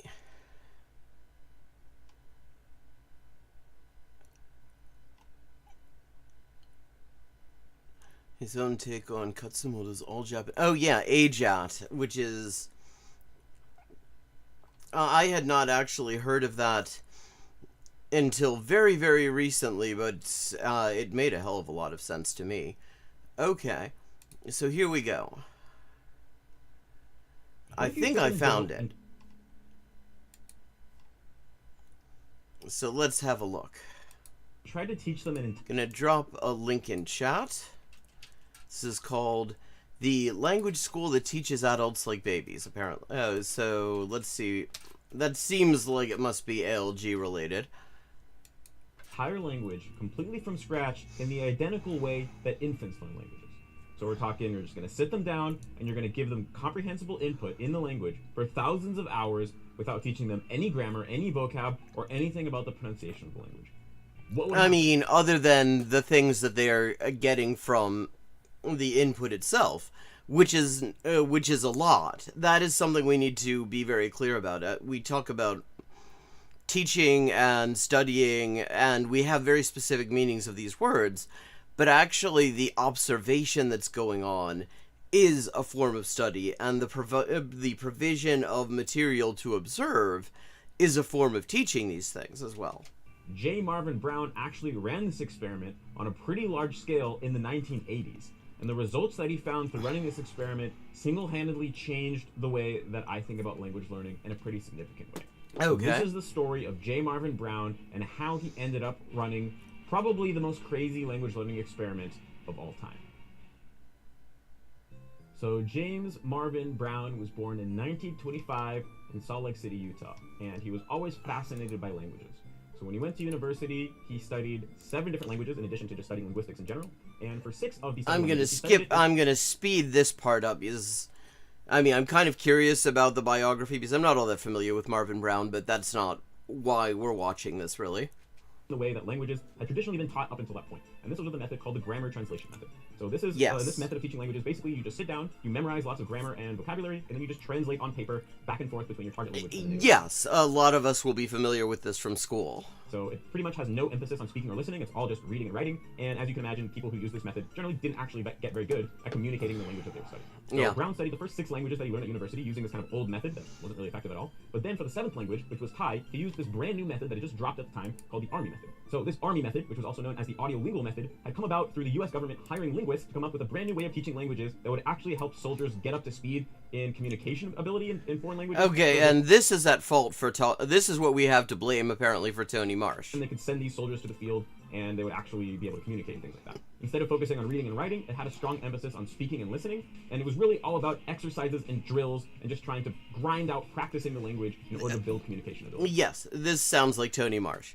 So Brown's Thai teacher at university was one of the original creators of this new Army method, and she was like, yo, you should use this new method and you'll get really good at Thai. And he's like, okay, cool, sounds good, what should I do? And what the teacher told him to do is, in addition to doing all these drills and exercises to, learn the vocabulary and grammar of Thai, he should really focus on pronunciation as his #1 priority and just grind out the ability to pronounce Thai. Okay, yes, very grind-centric. And then after that, go to Thailand.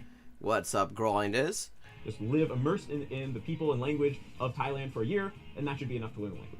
So he was like, okay, cool, makes sense to me, and he got to work grinding. So he started learning Thai in 1953, so he was actually practicing Thai pronunciation using a phonograph. So he had one record of different Thai expressions getting pronounced by native speakers, and he would sit with this giant phonograph and just rewind it over and over to hear, one sentence spoken in Thai, and then he'd mimic it and try to sound as close to the recording. And he'd rewind. I'm familiar with the sort of phonograph records that we'd be talking about. I actually, the first Italian I ever did was actually from old Berlitz method records from probably roughly this period. Listened to it again, he imitated it again, and he basically just did this over and over every day for a whole year until he got to the point where he could basically perfectly pronounce Thai and sound almost as good as a native speaker, even though he still didn't have a great grasp of any other aspect of the language. So he did that for a whole year, and then he actually went and lived in Thailand. Now, what he Good found when tea. he arrived in Thailand was that although he did have good pronunciation and he could, say a sentence that he prepared and people would think he was totally fluent, he basically couldn't understand anything anyone was saying, and it took him way too. Yeah, this is exactly the problem. This is something that I talk about a fair bit when people talk about sort of grinding out speech and stuff like that.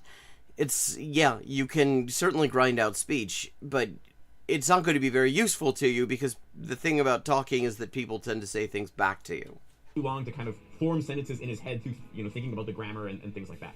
So he couldn't really communicate with Thai people or make friends or really immerse himself out in the wild. And so he ended up kind of just staying at home in his room and reading lots of Thai novels and studying Thai newspapers and listening to Thai conversations he had recorded on a tape recorder over and over again. Yeah, I just think this is kind of funny because basically that's exactly what happened to me when I went to Japan in high school. So definitely can relate here. But anyway, What's interesting, what happened to me was a little bit different. I went to Japan in high school as well, probably quite a while before Matt here did, just judging from looking at him. But I had already been, studying Japanese through various methods for about 8 years by the time I actually went there. And so this first immersion, this first experience of actually being in an environment where Japanese was constantly being spoken really made a lot of connections happen. It made a huge difference to my Japanese, even though it was actually just a summer program. After he kind of grinded out self-study in Thailand for a year, he finally started to pick up enough of the language that he could get a little more immersed, and he spent the next bunch of years kind of going back and forth between living in Thailand and doing kind of research on Thai linguistics out in the field, and then being in universities back in America and kind of teaching Thai classes and things like that. And as he spent more years living in Thailand and interacting with Thai people, his Thai did get better and better until he eventually reached a pretty kick-ass level of Thai ability. And you can imagine at the time, the number of foreigners living in Thailand was already very, very small, and he was one of the only ones that could actually speak fully fluent Thai. And that's probably, that ratio has probably been maintained.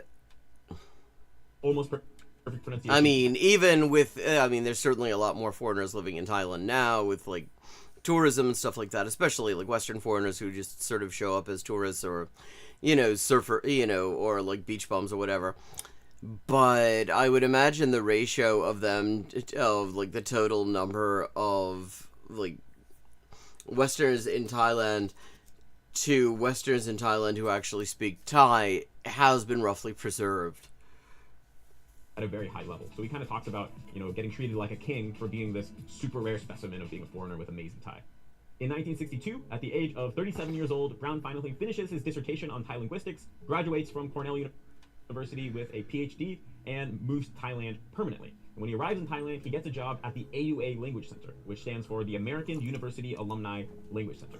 Which, I have to say, every time I see that abbreviation, I can't help thinking that that's the German way of representing ouch. Aua. And this was basically the most prestigious language school in Thailand at the time. So it taught English to Thai people, and it also taught the Thai language to foreigners living in Thailand. And because he had all these different accolades to his name, right? He had a PhD in Thai linguistics from one of the most prestigious... Okay, we're getting a lot of biographical detail here. I want to get to discussion of method. Common grammar rules, and would still have a really thick foreign accent. But Brown did not give up easily. He knew that the Army method worked for him, and so he was determined to find a way to make it work for his students. So for 18 years straight, he wrote and rewrote the entire curriculum of his classes, trying to find a way to get the Army method to work for his students. He really wanted to produce fluent speakers of the language. But no matter what he did, it just didn't seem to work. His students never really reached. We really don't need the AI slop, I have to say. And why is he pinching his nose? Significantly of just banging his head against the wall trying to find something that works for his students. His Thai was getting better and better and better. Well, I mean, at least somebody's Thai was improving from the experience. And by the late 1960s, he had what apparently many people described as a legendary level of Thai ability, where people regularly confused him as a native speaker on the phone, and he was getting called to give talks in Thai to native Thai speaker language teachers, and these native speakers would often say that his Thai was even better than theirs were. Well... Okay, so... His hometown in Utah, started going to the local university there, and he took Japanese classes and grinded his ass off practicing... Wait, okay, I think I skipped over something important because I didn't know where the hell we are now. He used the army method, but then he actually lived in Thailand and he learned a lot through immersion. So in 1983, at the age of 58, Brown decided to go back to America and start studying Japanese in Oh, okay. So it's him still. order to prove once and for all that you can use the army method to go from zero to fluent in a language.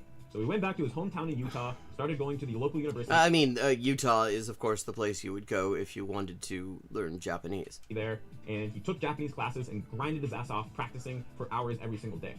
And he didn't get very good at Japanese.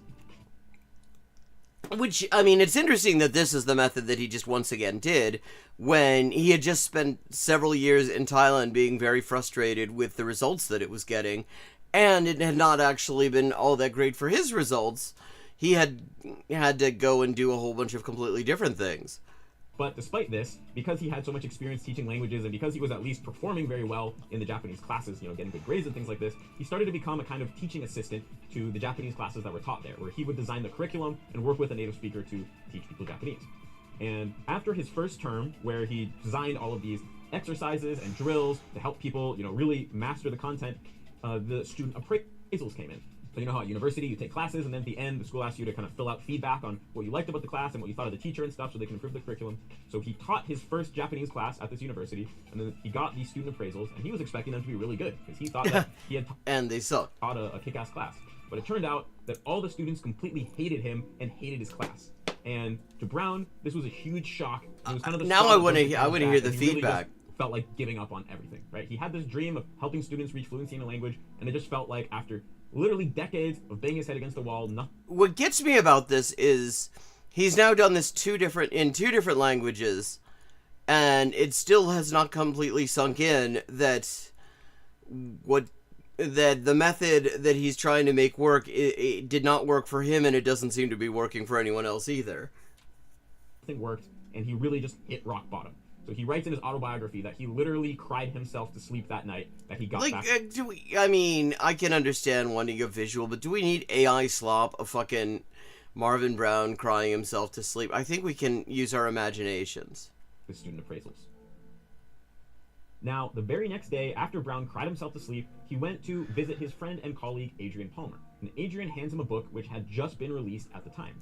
And this book was The Natural Approach by Stephen Krashen and Terry Terrell. Okay. What I'm interested in is, because one of the things that he keeps on pointing out here is that the actual process of trying to make teaching work seems to have been what made his Thai improve. Even though he wasn't even trying to learn it at that point, he was trying to figure out a way to actually help other people learn it. When does that synthesis happen? Now, the interesting thing was, this was not Brown's first exposure to Krashen. Brown had actually read one of Krashen's earlier books a few years prior, but he didn't really take it seriously and kind of just wrote the whole thing off because, to him, he already knew how to learn a language, right? It was the army method. But now... Which is so weird that he would still say that, because he had to deviate so heavily from the army method in the first place. Hey, Badger, how you doing? And now I'm beginning to see, okay, this is very evil dia-pilled in a way, because the guy had apparently used the army method, ground the shit out of the army method, spammed himself with the army method, tried to spam others with the army method, and it didn't work. The things that did work were not that. And he still goes back and says, okay, so obviously what we got to do is the army method, because that's how I started out. Hitting rock bottom and truly giving up, he was finally ready to consider entirely new possibilities. So he read Stephen Krashen's book with an open mind, and to him, it was a sudden conversion. We have two very different ways of going about the job of getting better in another language. You can acquire language, you can learn language, and they're very different. Acquisition, I've described as a subconscious process. Very different from acquisition is what we call learning. That's what most of us did in school. Learning is knowing about language. Conscious knowledge of language. The important role is with acquisition. Something about the sort of vagueness of old video footage makes it... I always... when I look at old footage of Stephen Krashen, it takes me a moment to sort him out and separate him from Larry David. Acquisition gives us fluency and accuracy. I think we all acquire language in exactly the same way. The way we acquire language is amazingly simple. We acquire language when we understand messages.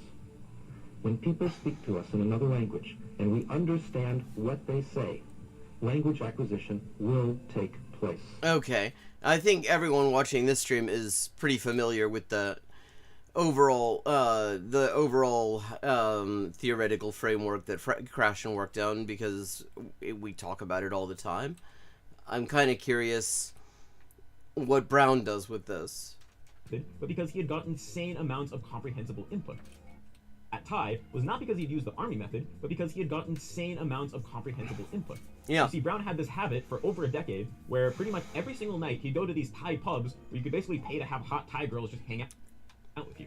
And he would go there literally every single night and listen to... Like, again, with the fucking AI slap, do we really need Marvin Brown at pub with hot Thai women? Did we really need that, Matt? I think we didn't need that. I don't think that that was a good use of the potable water that went into that fucking data center. Girls just talk to each other in Thai for multiple hours every single night for over a decade. So at the time, he didn't think of this as, getting input or learning the language or anything. La méthode dragueur. Des dragueurs. To him, it was just a stupid way of blowing steam. But he realized that it was just that blowing steam that actually probably contributed more than anything to him having such a high level of natural Thai ability. So Brown was now a 100%. So, like, if somebody asked him, how did you get so good at Thai? The answer would be, oh, yes, I was trying to get laid. Krashen convert. In fact, he was almost more Krashen than Krashen himself. He wanted to take Krashen's core theories on how people acquire languages, and he wanted to put them into a classroom setting where they would really be... Wait, oh, the video wasn't shit. That doesn't make sense. Oh, so you've been missing the AI slop. So, okay, so yesterday I started out and I was talking for like 10 minutes before River Rune actually pointed out that my microphone was not actually sending audio because OBS had defaulted to a non-existent internal microphone. And today we're doing the reverse of that, where you can't actually see the thing, but you can hear it. Tested to their limits and applied in their 100% full glory. So the next term at this university that he was at Utah, he started a natural approach Thai class, where he taught people the Thai language 100% through comprehensible input. Now, okay. Now at the beginning, the classes didn't go well at all. Because when you try to do because people weren't used to this. People have this is a fundamental problem, and it's a problem even now, and you can see it in the sort of misunderstandings and hesitancy and sometimes hostility that people like Evil Dia have towards input-based approaches, because they've spent so much of their life being taught in a certain way. They assume it has to be. That has to be the way to do it, and anything else must be bullshit. Type of class where you're only teaching purely through comprehensible input, you're immediately faced with this extremely difficult issue of how do you generate input that is both comprehensible and engaging to people that literally don't understand a single word of the language. Yes. So he was trying lots of different things. He said he was sick. That is the challenging thing. That is the challenging thing when you're trying to find it as well. That is why I always say, when you get to the intermediate and the upper intermediate level, it gets very easy to find engaging comprehensible input, because you're at a level where you can probably understand a lot of native content. At the very least, you can get the broad gist of it. But for beginners, it is really challenging, and you really just need purpose-built stuff for the most part. Staying up all night trying to brainstorm different ideas of activities he could fill the class with. He was doing things like trying to give the students commands or orders and then have them follow the orders. Some stuff kind of worked. Most things didn't work. But one day... that actually sounds a little bit like Total Physical Response. He had a huge breakthrough when he brought his wife to class. So... remember, he was in America at this point, teaching people the Thai language, and he was doing all the speaking himself, right? Because he was the only one that spoke Thai. So he started to get worried that his students might be thinking that they weren't getting real Thai because the only Thai they're hearing is from a foreigner. So one day, he brought his Thai wife into class. See, this is what I'm talking about. All this fucking AI slop. Married a Thai woman in Thailand many years before, and he did this just so that he could show the students him and his wife speaking with each other, and then the students would realize that his Thai sounds exactly like hers. And this was just kind of a way of flexing to his students that his Thai was basically native level. Okay, and one thing that I'm guessing comes out of this is that the credibility mattered. That what the degree to which they were willing to actually engage with and properly absorb the input really did depend, at least in part, on overcoming the skepticism they had both about the method and about him. But what he realized was when it was him and his wife, and now you had two speakers of the language, and they were engaging with each other, that made it way easier to create this engaging, comprehensible input, and it opened up way more Makes sense, yeah. So this ended up being a huge breakthrough. I mean, and if you look at comprehensible Thai, which is the method that I've been using on and off to learn Thai, just to try ALG. I haven't done a whole lot with it in a bit, to be honest. It is always two teachers. Even Krashen himself, most of the way that he came up with how to create comprehensible input basically had to do with somebody one teacher standing at the front of the class and just talking into a void, basically. So what Brown realized was most language use happens for communication. Right? In order to communicate, you need two people going back and forth. And so when you had two different people... Plus, if you have two people going back and forth, if one person says something that definitely nobody's going to get, that other person can, in a relatively natural way, try to add the sort of comprehension aids that you would need. They could interact with each other, they could have fights with each other, they could help each other out, they could act out whole scenarios using different props and things like this, and this really opened up a whole world of possibility when it came to creating this comprehensible and engaging input, even for people that were complete beginners in the language. So Brown ended up running this natural approach Thai class for a few terms at this university in America, and overall it went really well. Like I was saying, it was still pretty bumpy and there were a lot of rough edges, but overall the students actually really enjoyed the class, and they seemed to be getting better and better at understanding Thai, even though all they were doing was getting comprehensible input. So Brown ended up accepting an offer to move back to Thailand and go back to teaching at AUA. And the food will have improved significantly for him. I mean, going back to Utah after eating in Thailand for 10 years... I mean, and this isn't Utah. I mean, Utah now, I've never been to Utah, but I would imagine, at least in, like, Salt Lake City, there are probably some decent restaurants, and it isn't all just fucking Wonder Bread.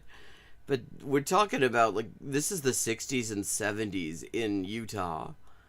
There probably was not... you probably could not get, oyster sauce in Utah, is what I'm saying. You probably had to go to LA to find it. Years previously. But this time, he was only going to develop this class that teaches 100% through comprehensible input. And this class ended up going on to be called ALG, or Automatic Language Growth. So, like I was saying before, Brown had gone from one extreme to the opposite extreme. And he was now a hardcore believer in Krashen's theories, which said that... And he does indeed seem to... he does indeed seem to be somebody who goes all the way with things.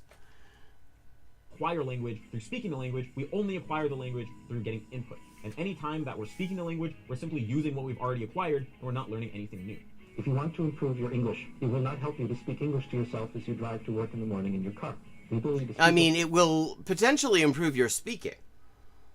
Language is a result of getting language acquisition, not its cause. Wow. That kind of surprised me that surprises me that it's recent. Like, I had Stephen King books taken away from me in junior school in Ohio back in the early 1990s. So Brown now had this hypothesis that if Krashen was correct, once someone had a sufficient critical mass of input in their target language, they should start being able to naturally speak spontaneously. Speech should just emerge, as Krashen said. Yeah. And this is one of the most misunderstood concepts in the whole thing, because a lot of people take that to mean that they're going to be able to just come out and speak whatever their target language is, more or less the way I'm speaking English right now, and of course that is not how it initially works. And so he really wanted to put this hypothesis to the test. So he made a rule in his ALG classes that students were not allowed to speak until they've had 500 hours of classroom input. Now, unfortunately, most students didn't follow this rule, and they just spoke right from the beginning anyway. And it's kind of understandable why this is, because most people who are learning a foreign language as an adult, speaking is kind of what it's all about, right? It's kind of the goal we all have in mind. We all are really excited to speak. We want to go and talk to native speakers, and we have this very deep-rooted idea that the only way to get good at speaking is through speaking. So it was very hard to convince students that it was actually in their best interest to wait. this is probably, I would say, probably one of the biggest challenges with these sorts of methods in general, because again, people have so many ideas from traditional methods just baked into all of their thinking that there are sort of unhelpful instincts. Plus, they were living in Thailand. This whole school is in Thailand, so it was probably pretty impractical to try to completely avoid speaking anyway. Yeah. So, unfortunately, most of the students did just start speaking the language from the beginning, but there were some students who followed the rules and actually completely waited to speak the language. So basically what happened was Brown hired more and more teachers, and he trained these teachers, and they over time, they got better and better at coming up with ways to make engaging, comprehensible input. Mm-hmm. They experimented with different things. They discovered more and more techniques that worked really well. They just kind of got really adept at it. The classes always consisted of 2 native Thai speakers standing at the front of the classroom and interacting with each other and directly interacting with all of the students that were sitting in the classroom and listening. But a key yeah, I mean, this sounds, apart from everything else, like it would actually be a hell of a good time. Component was that when the students did have to speak something back, they would never speak Thai, they would just speak back in English, or respond back with hand gestures or face gestures and things like this. Because again, Brown had forbid people from speaking early, and he didn't want people to be forcing early output. Now, the students would go to these classes for 5 hours a day for 5 days a week. And so, obviously, they were racking up these... I mean, that is a lot of input. That's a lot of class time. I mean, in terms of teaching, that's a lot of time for teachers to be standing up there talking and, coming up with stuff to say comprehensibly to this room full of people who aren't saying anything back. I wonder, did they tag team them? Of input very quickly. That would be exhausting. Students. But what ended up happening was that the comprehension ability of the students, right from the beginning, grew very rapidly. They got better and better at understanding Thai. But the real question for Brown was, would speech eventually emerge naturally, right? Of course, there were the people that ignored his instructions and were forcing early output from the beginning. But for those people that actually followed the instructions and they didn't output for the first 500 plus hours, would eventually they just open their mouth and Thai would start coming out. And the answer was yes. Hey guys, sorry to interrupt the story, but I have to give a quick plug for my online community called Immersion Dojo. So at Immersion Dojo, every week we do a live workshop where I hear from you, answer any questions you have, help you work through any sticking points in your language learning, and also talk about a lot of my new ideas and recommendations regarding language learning. So in these last couple of years, I've learned a lot more about language learning that I didn't used to know, a lot of which has been informed by ALG and J. Marvin Brown's thinking. But a whole new series of recommendations. And fucking AI slop. God, Matt, stop using... Stop... The slop is not worth it. There are fucking stock photos that are better than all of these things. Regarding what the best way to learn a new language is. I'm eventually going to turn those all into nicely edited videos that you can watch for free on my channel, but that's going to take a while. So for now, I kind of have a quick and dirty version on the Immersion Dojo for all the community members. And right now we have a really cool community going where we have really passionate language learners sharing resources and trying out these new techniques and getting really exciting results. So if that sounds interesting to you, definitely check it out. We'd love to have you. It's $18 a month. And without further ado, let's get back to the story. Comprehensible input. At first, it was the Southeast Asians that kind of spontaneously started speaking the language. At first one, and then a little bit later another student, and then a little later another student. Which, I mean, especially, I wonder when he says Southeast Asians, do we have people from Laos in this class? Because I wouldn't be surprised if they were the ones who immediately, of those who decided to hold off as instructed. They would probably be the first ones to have speech emerge because Lao and Thai are very closely related. And after a certain amount of time, a significant portion of the students that had waited to output started naturally speaking Thai. Now, they weren't perfect right off the bat, although yeah, they of had course very, not. very clear pronunciation, and the mistakes that they were making were not the typical mistakes that foreign speakers of Thai normally make. They kind of resembled more the mistakes that infants make when they first start speaking Thai as their native language. And what happened was, as those students continued to get even more input and continue to practice speaking the language, their output would get more and more accurate, and they would make less and less mistakes over time, even without ever getting explicitly corrected on the mistakes that they were making. So at first, it was the Southeast Asians who started... Yeah, and again, the idea... There's this notion of fossilization, which is really the bane of language learners everywhere, the ones who go to formal classes, because teachers have had it drilled into them that if they don't annoy the shit out of learners and interrupt them to correct their grammatical errors and make them paranoid about making mistakes when they speak in class, their errors will fossilize and become permanent. And this is just once again showing that no, that actually is not how that works. The people's speech grows and develops as long as they're doing it. Naturally speaking, after around 500 hours, and then once that original cohort reached around 900 hours of comprehensible input, then some of the Westerners and Japanese speakers started to join in as well. So unsurprisingly, Makes people sense. whose native language was farther away from Thai needed more hours of input to get to that same point. But eventually, even the Westerners whose native language was extremely far removed from Thai, they also started organically speaking once they had 900 hours of classroom comprehensible input. Now, like I said a second ago, the way that the ALG classes were structured was that you had 5 hours a day of classroom comprehensible input. Which, again, I mean, I'm just in awe of anyone who's able to fill a class like that for that long, for that many days. 5 hours, 5 days a week. That's a lot of class time I mean, that's gotta be exhausting. For 5 days a week. And the entire ALG program ended up being 18 months long. So over the course of 18 months, you would end up getting a total of 1,800 hours of classroom input. And what would happen was, for the Western students, I'll just talk about Westerners and kind of leave out the Southeast Asians just to kind of simplify the conversation. But what would happen on average for the Westerners who actually followed the instructions and didn't force speaking early was that after around 900 hours, they would start spontaneously speaking, but that was only halfway through the program. So they'd continue to get 5 hours a day, 5 days a week of this comprehensible input.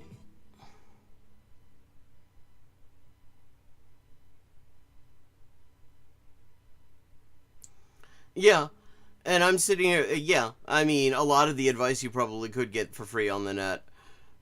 That is the thing about a lot of empirically validated language learning methods, is that they're actually hard to monetize.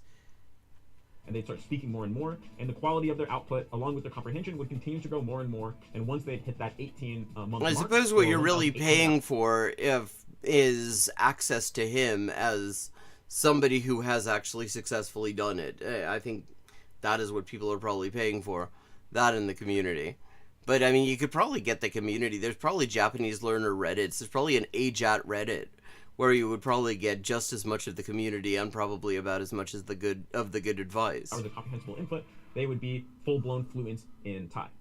So Brown did it. He proved Krashen's hypotheses that it's possible to become fluent in a foreign language even as an adult, even if you're only learning 100% through comprehensible input. But that's not even the most impressive thing. The most impressive thing is what happened to the students after they would graduate from the ALG program. So Brown started having students that would go to the ALG program for a year and a half, reach basic fluency in Thai, and then they go on and just live their lives in Thai. And in just a few years, the students would go on to actually be better at the Thai language than Brown was himself. And remember, Brown had... okay, that is... I mean, of course, we haven't had quantification. What we've had is a situation where Thai people who in the 1950s, 1960s, would absolutely not have been spoiled for Westerners who could speak their language at all well, were really utterly impressed with his ability. So we have to sort of temper our understanding of what any of this actually means by that fact. So-called legendary level of Thai ability. So yeah, I mean, like, Lafcadio Hearn probably also was thought of as having a legendary level of Japanese ability in, what was it, the mid-19th centuries, late 19th century, early 20th century, I don't remember exactly. I'm from the same town as him, and I should probably know this, but I don't. But the thing is, at the time, he probably just spoke it reasonably well. It probably wasn't that great. It's just that Japanese people in the late 19th century were not used to Westerners being able to get to speak at all well. I mean, even these days, it is possible to actually become a minor celebrity in Japan by being a Westerner who can speak the language tolerably well. Brown mentions one student in particular named David Long, who went to ALG for just 1 year of full-time classes, and then after that went to just live his life in Thailand for about 4 years. And he was a big fan of the program, so he'd often come by to just check in with Brown and kind of report how his life was going. And after around 1 full year of ALG classes, followed by 4 years of just living his life casually in Thailand without doing anything in particular. And we've watched on this stream Long's lectures on it. To actively improve his Thai ability, David Long ended up being better at Thai than Brown was, and this was under Brown's own admission. So Brown's ALG program was able to produce... I mean, I'd be interested in hearing details on what that meant. Thai speakers purely through comprehensible input without having to go through any grind work, any memorization, any practice or anything like this. People would just show up to the classes. The classes apparently were actually really fun because you're just watching native speakers basically do skits and interact with you. And then you just go live your life in Thailand and pick things up through natural immersion like native speakers. Yeah, or just turn on the TV or whatever. Near native level of ability. So if this story is true, then in my opinion, it's the most profound thing that has ever happened in the world of second language acquisition. But the thing is, the story doesn't end there. In fact, what I'm about of course, we've only got 8 minutes left in this video, so to talk about next. I'm still interested. Okay. It gets influence on my own ideas related to language acquisition. So, although ALG was able to produce some near-native level speakers of Thai purely through comprehensible input, this was only a relatively small minority of the ALG students. Most of the ALG students never actually went on to get... If you're hearing claws on ceiling, that's because there's a dog running around excitedly above my head. Very good at Thai. So, of course, Brown got to work trying to analyze... Oh, thank you for... I'm glad we have AI slop of Marvin Brown, just an artist... Well, not even an artist. A fucking shitty slot machines rendering of what Marvin Brown would look like when analyzing something. What's the difference between the students that get these incredible results and the students that get relatively crummy results? Well, the first thing that he noticed that was really obvious was the students that spoke early and broke his rule about waiting to speak pretty much never went on to sound that good. So like I said before, no matter how hard Brown tried, he was never very successful at getting the majority of students to wait before they started speaking the language. Most students would just start forcing output right from day one. Oh, yeah, and from my understanding, the conclusion that he has drawn and that other people who following him have drawn is that what's happened is essentially they have come to sort of speak in accordance with early misconceptions of how things are pronounced. All of these students that did this forced early output never went on to be near native level. Oh, I'm sorry, Badger. Even if they completed Badger. the entire ALG program and then lived in Thailand for many years after that, they would go on to always speak the language with a kind of typical foreign accent and broken grammar. It was only the people that waited to speak until speech emerged naturally that went on to reach a near native level.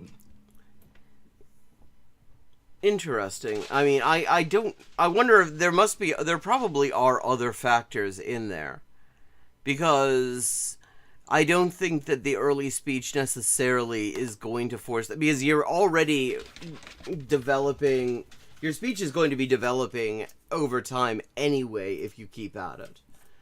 So I would be interested in what other variables were considered. That is the thing. He didn't do that much of a controlled experiment in that sense. You'd have to tease out a lot of factors, because I think probably people who were speaking early might have had other things going on as well. So the first conclusion that Brown came to was that forcing early output somehow causes permanent damage to the language acquisition process. Yeah. But it quickly became clear that this wasn't the only factor at play. I mean, it must not be, because there are people who force early output and then end up actually sounding really good. Although all of the students that forced Hey, Riveroon. output never went on to speak very good Thai, within the pool of students that did wait to do early output, some of them would go on to reach a near native level, and others would go on to speak relatively broken Thai. So there was clearly more factors at play that Brown had to isolate. And what he eventually was able to realize was that students who would do things like ask questions about the language and about what things mean, look words up in the dictionary, or take notes about the different words or grammar that they were trying to learn. So they were actually, okay. So looking at that, it is a combination of things that amount to essentially not engaging with the comprehensible input as input, so much as engaging with it as a specimen. That seems to be what's actually going on here. Would generally never go on to get very good at the language. So at this point, Brown had coined what he called the terrible four.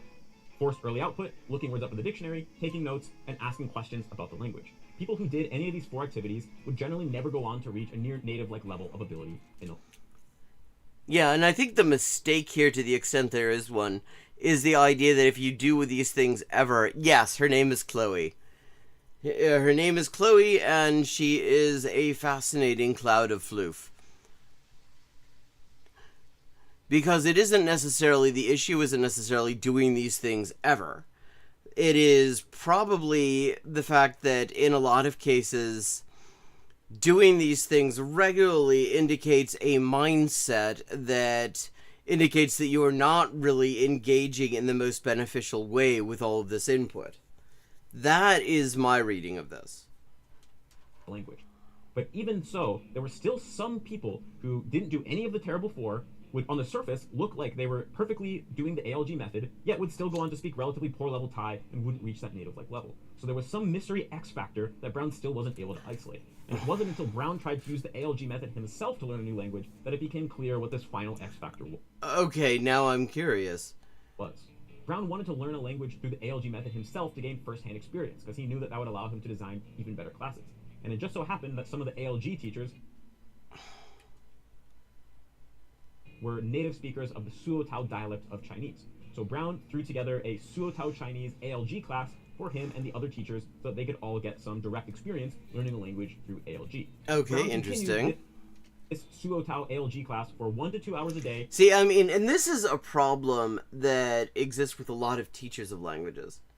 They don't necessarily, especially with teachers of English.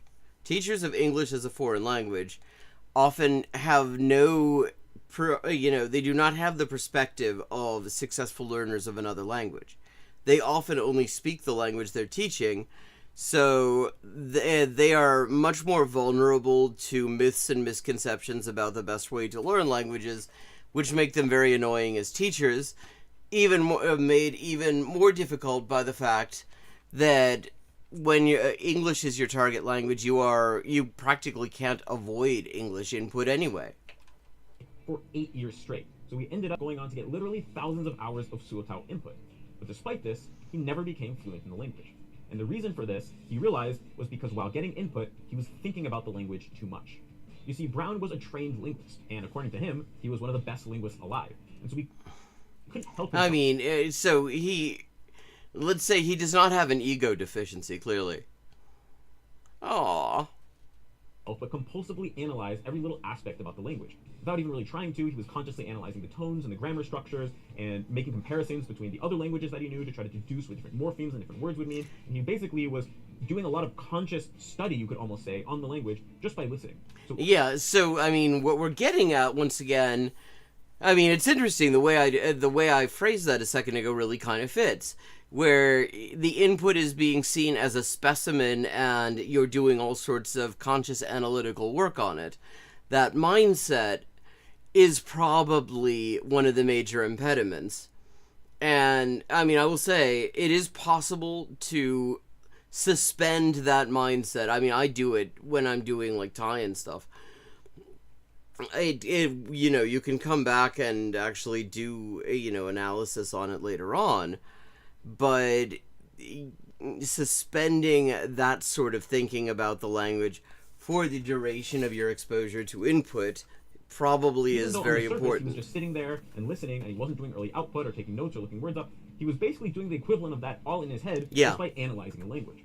Now, he writes in his autobiography that, of course, there were moments where the interactions between the two native speakers were so engaging that he would forget to analyze it. He'd just get caught up in the moment. And when that happened, he would truly acquire different words. And this actually, that dovetails very nicely with what Krashen has said about compelling input. The more compelling it is, the more you're going to be getting out of it, because it does kind of first of all, it holds your attention, but it's also short-circuiting a lot of sort of conscious analytical processes in the language. And he talks about how there were certain words that he acquired them naturally just through input without consciously thinking about them.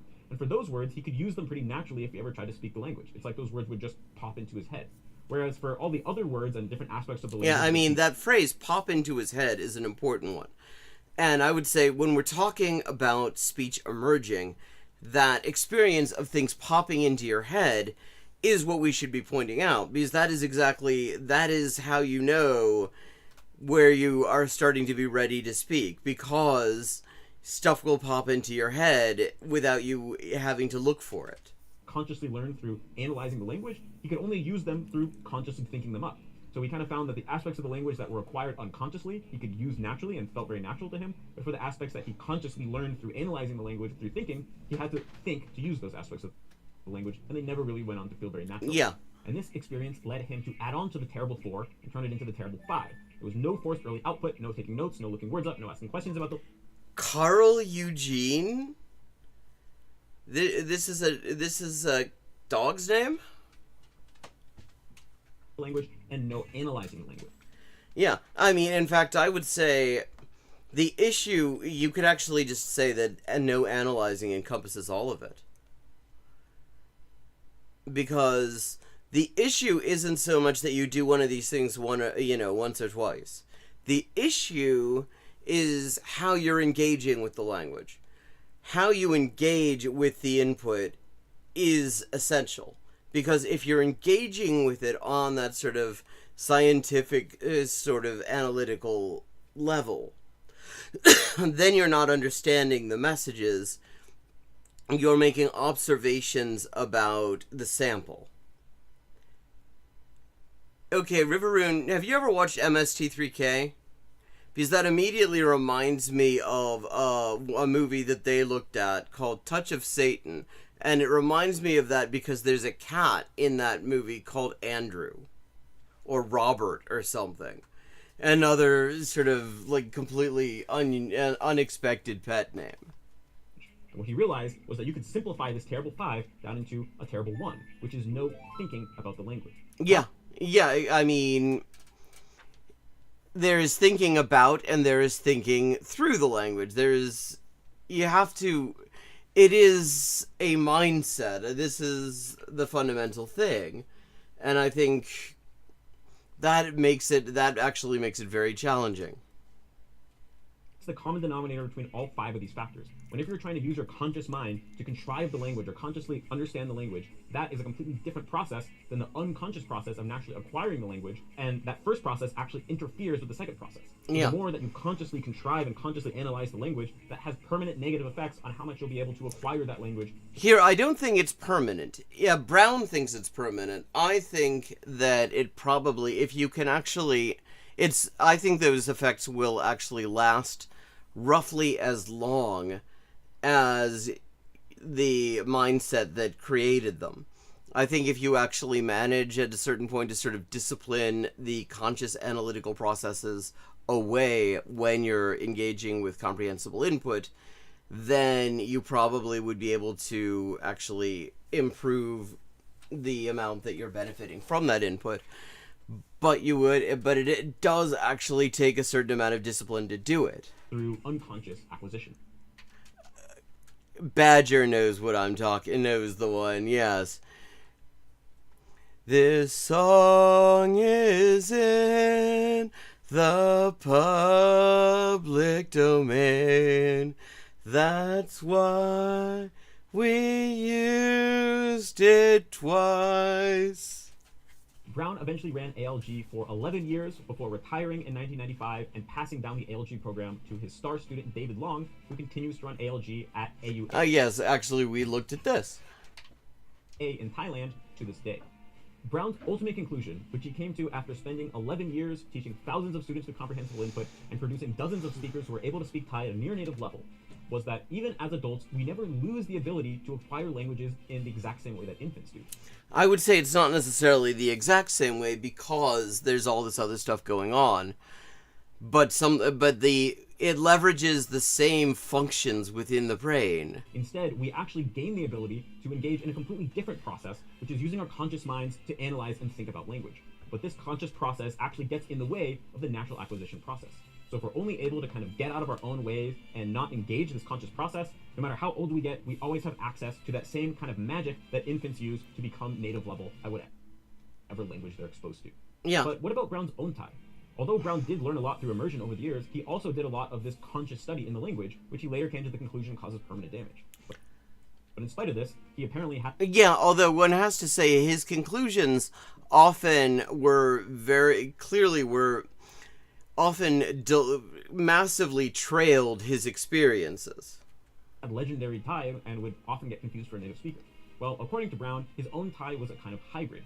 He did rely on a conscious monitor when he spoke Thai, and that made the act of speaking Thai feel very different than speaking English. Yeah, though the thing is, we have those conscious monitors when we're doing even in our native languages. That is a thing that exists, and the more complicated the utterance we're trying to produce, the more we're probably going to be relying on that on that monitor.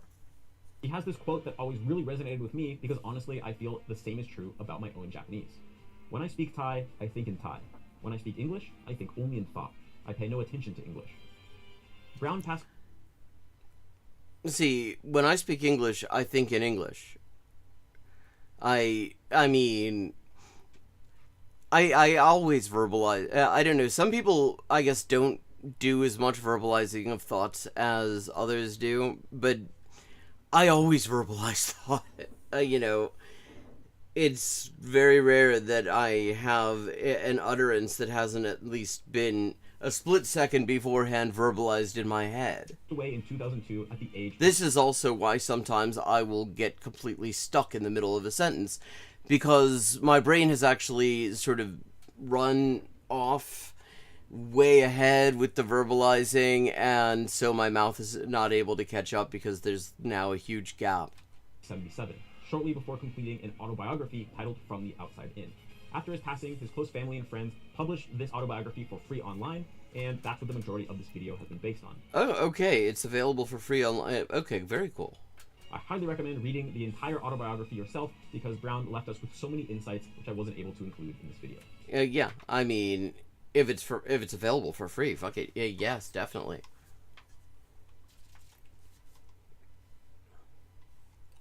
Okay. So, where shall we go next? That was interesting. I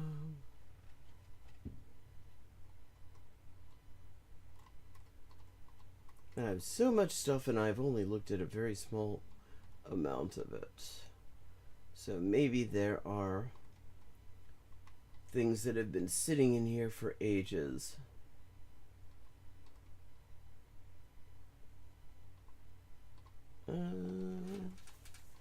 Standard German is utterly... We actually did look at that.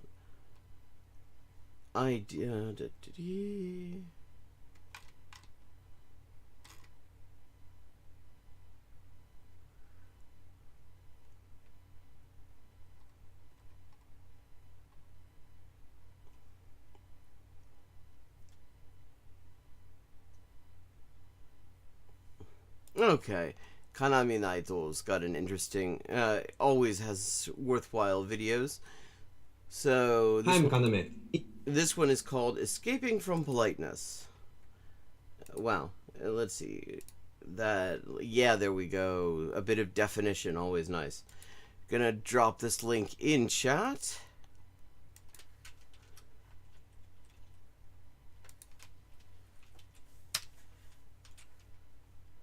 That's where the fish lives.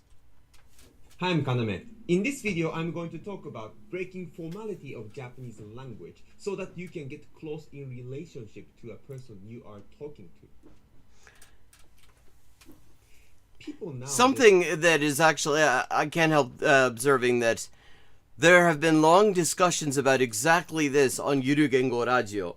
Mostly about the fact that it seems a lot of native speakers also aren't sure the best way to go about this or have trouble doing it without copious amounts of alcohol.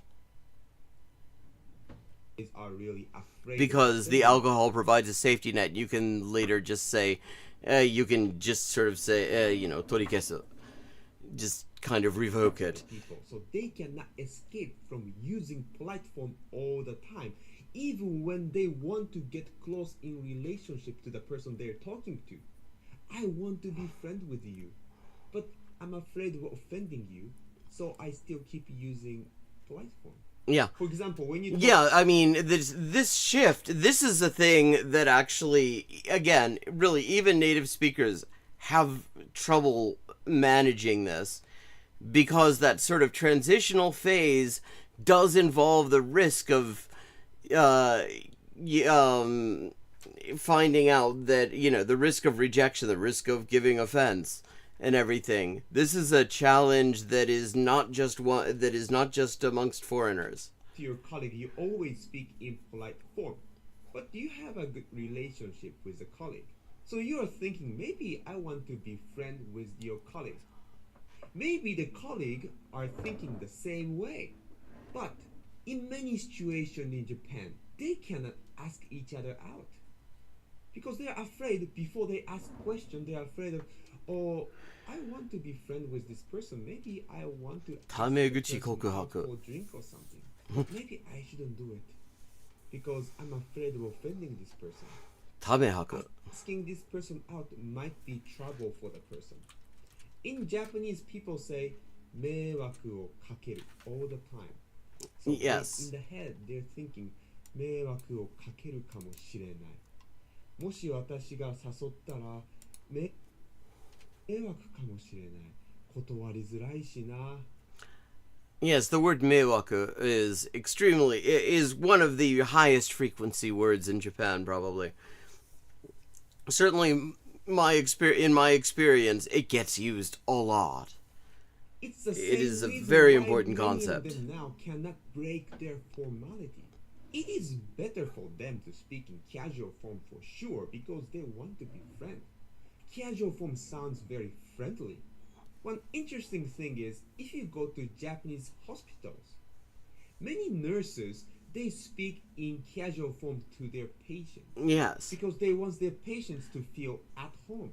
Yeah, this is all, I mean, it's interesting because you find versions of this in other places. Which is why, and sometimes it goes very wrong, which is why some nurses just sound patronizing as hell. In other words, polite form is useful when you want to keep distance from a certain person. Because formality creates a distance between you and the person you are speaking to.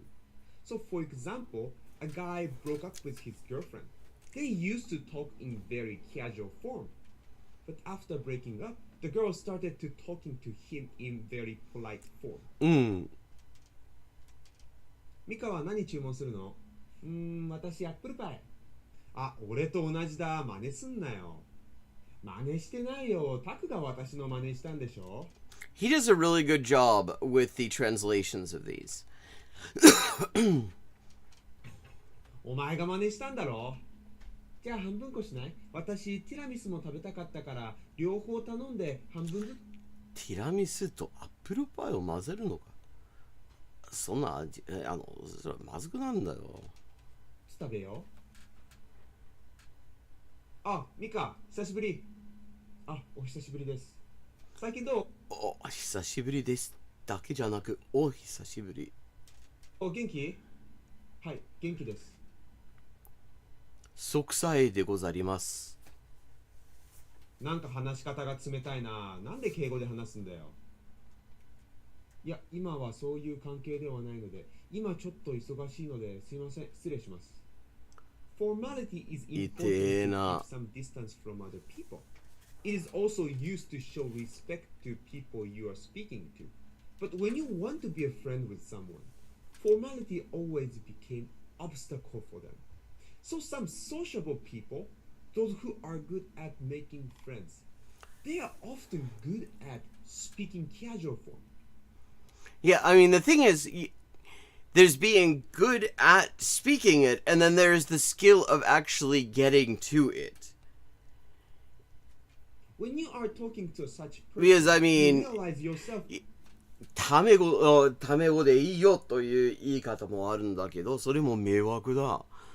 暴力だと、聞いたこともあるんだよ。噂には。You know, like, you can't, you know, in other languages you can just go, you know, if you want, we can give ourselves the du. Wir können uns ja auch duzen, wenn sie wollen. Or something like that. And that kind of works. But in Japanese, actually, you can kind of annoy the hell out of people by trying to do the same thing. It is all a very complex process. This kind of thing often happens with lots in of izakaya, awkwardness. especially the one in rural areas. Izakaya owner, they speak to you in casual form, and it helps you to feel at home in izakaya. Yeah, you notice that if you watch Midnight Diner, which is, if you don't, it's a good show. It's on Netflix. The master. Where did they get the idea to use the English word master to describe the owner or manager of a small restaurant sort of place? But Yeah. But he always speaks very casually and sort of gruffly to everybody in the show. いらっしゃいませ。何するんだい？何名様ですか？一人です。カウンター席とテーブル席がございますが、どちらになさいますか？じゃあカウンター席で。 Yeah. かしこまりました。 Yeah, this is like a place where they talk like this is not a place that will have a person called Master. ご注文はお決まりでしょうか？ここ何かおすすめあります？本日のおすすめはメニューに書いておりますのでそちらをご確認ください。Which is another way of saying I don't feel like listing the specials to you. わかりました。あとお酒で何かおすすめの地元のお酒とかってありますか？あ、地元のお酒ですか？今ちょっと店長に聞いてまいりますので少々お待ちください。個人経営の飲み屋。あ、いらっしゃい。お兄ちゃん一人かい？カウンター席とテーブル席あるけどどっちにする？カウンター席で。あ、じゃあここ座って。お兄ちゃん。Yeah, see, this immediately sounds like my kind of place. いい時に来たね。今日ちょうど北海道から新鮮なウニが届いたんだよ。もしよかったら注文してね。あ、マスター、なんかおすすめの地元。Yeah, see, there we go, Master. Which this is on my list of things that I would actually like to just sort of research into the etymology of. I have a huge list of these things that I just never get around to because it's a lot of faff and I have tons of other stuff to be doing. But how it came to be that Masta came to be used specifically for this is something that I'm very curious about. お酒ないっすか？地元の酒かい？お兄ちゃん辛口は好きかい？はい、好きです。じゃあいいのあるよ。今それ出してあげる。それでお兄ちゃんどこから来たの？東京？いや、札幌です。なんだ、北海道かい。じゃああんたウニも食べ飽きたでしょ。いやいや、俺なんて貧乏者だからウニなんてそんなしょっちゅう食べないよ。When I'm okay. Curious though. Does he actually get into that, to the challenging and very fraught topic of how you actually kind of shift? 金持ちに見える？ I have to say, one of the things that I just love this channel for is his dialogues. He just comes up with very good dialogues, and then he translates them really well. 確かに金持ちには見えないな。お兄ちゃんちょっと貧乏くさいからね。失礼な。まあ金持ちには見えないな。じゃあマスター、貧乏人のよしみで今日ちょっと安くしてね。貧乏人のよしみ？誰が貧乏人だよ。だってマスターも金持ちに見えないでしょ。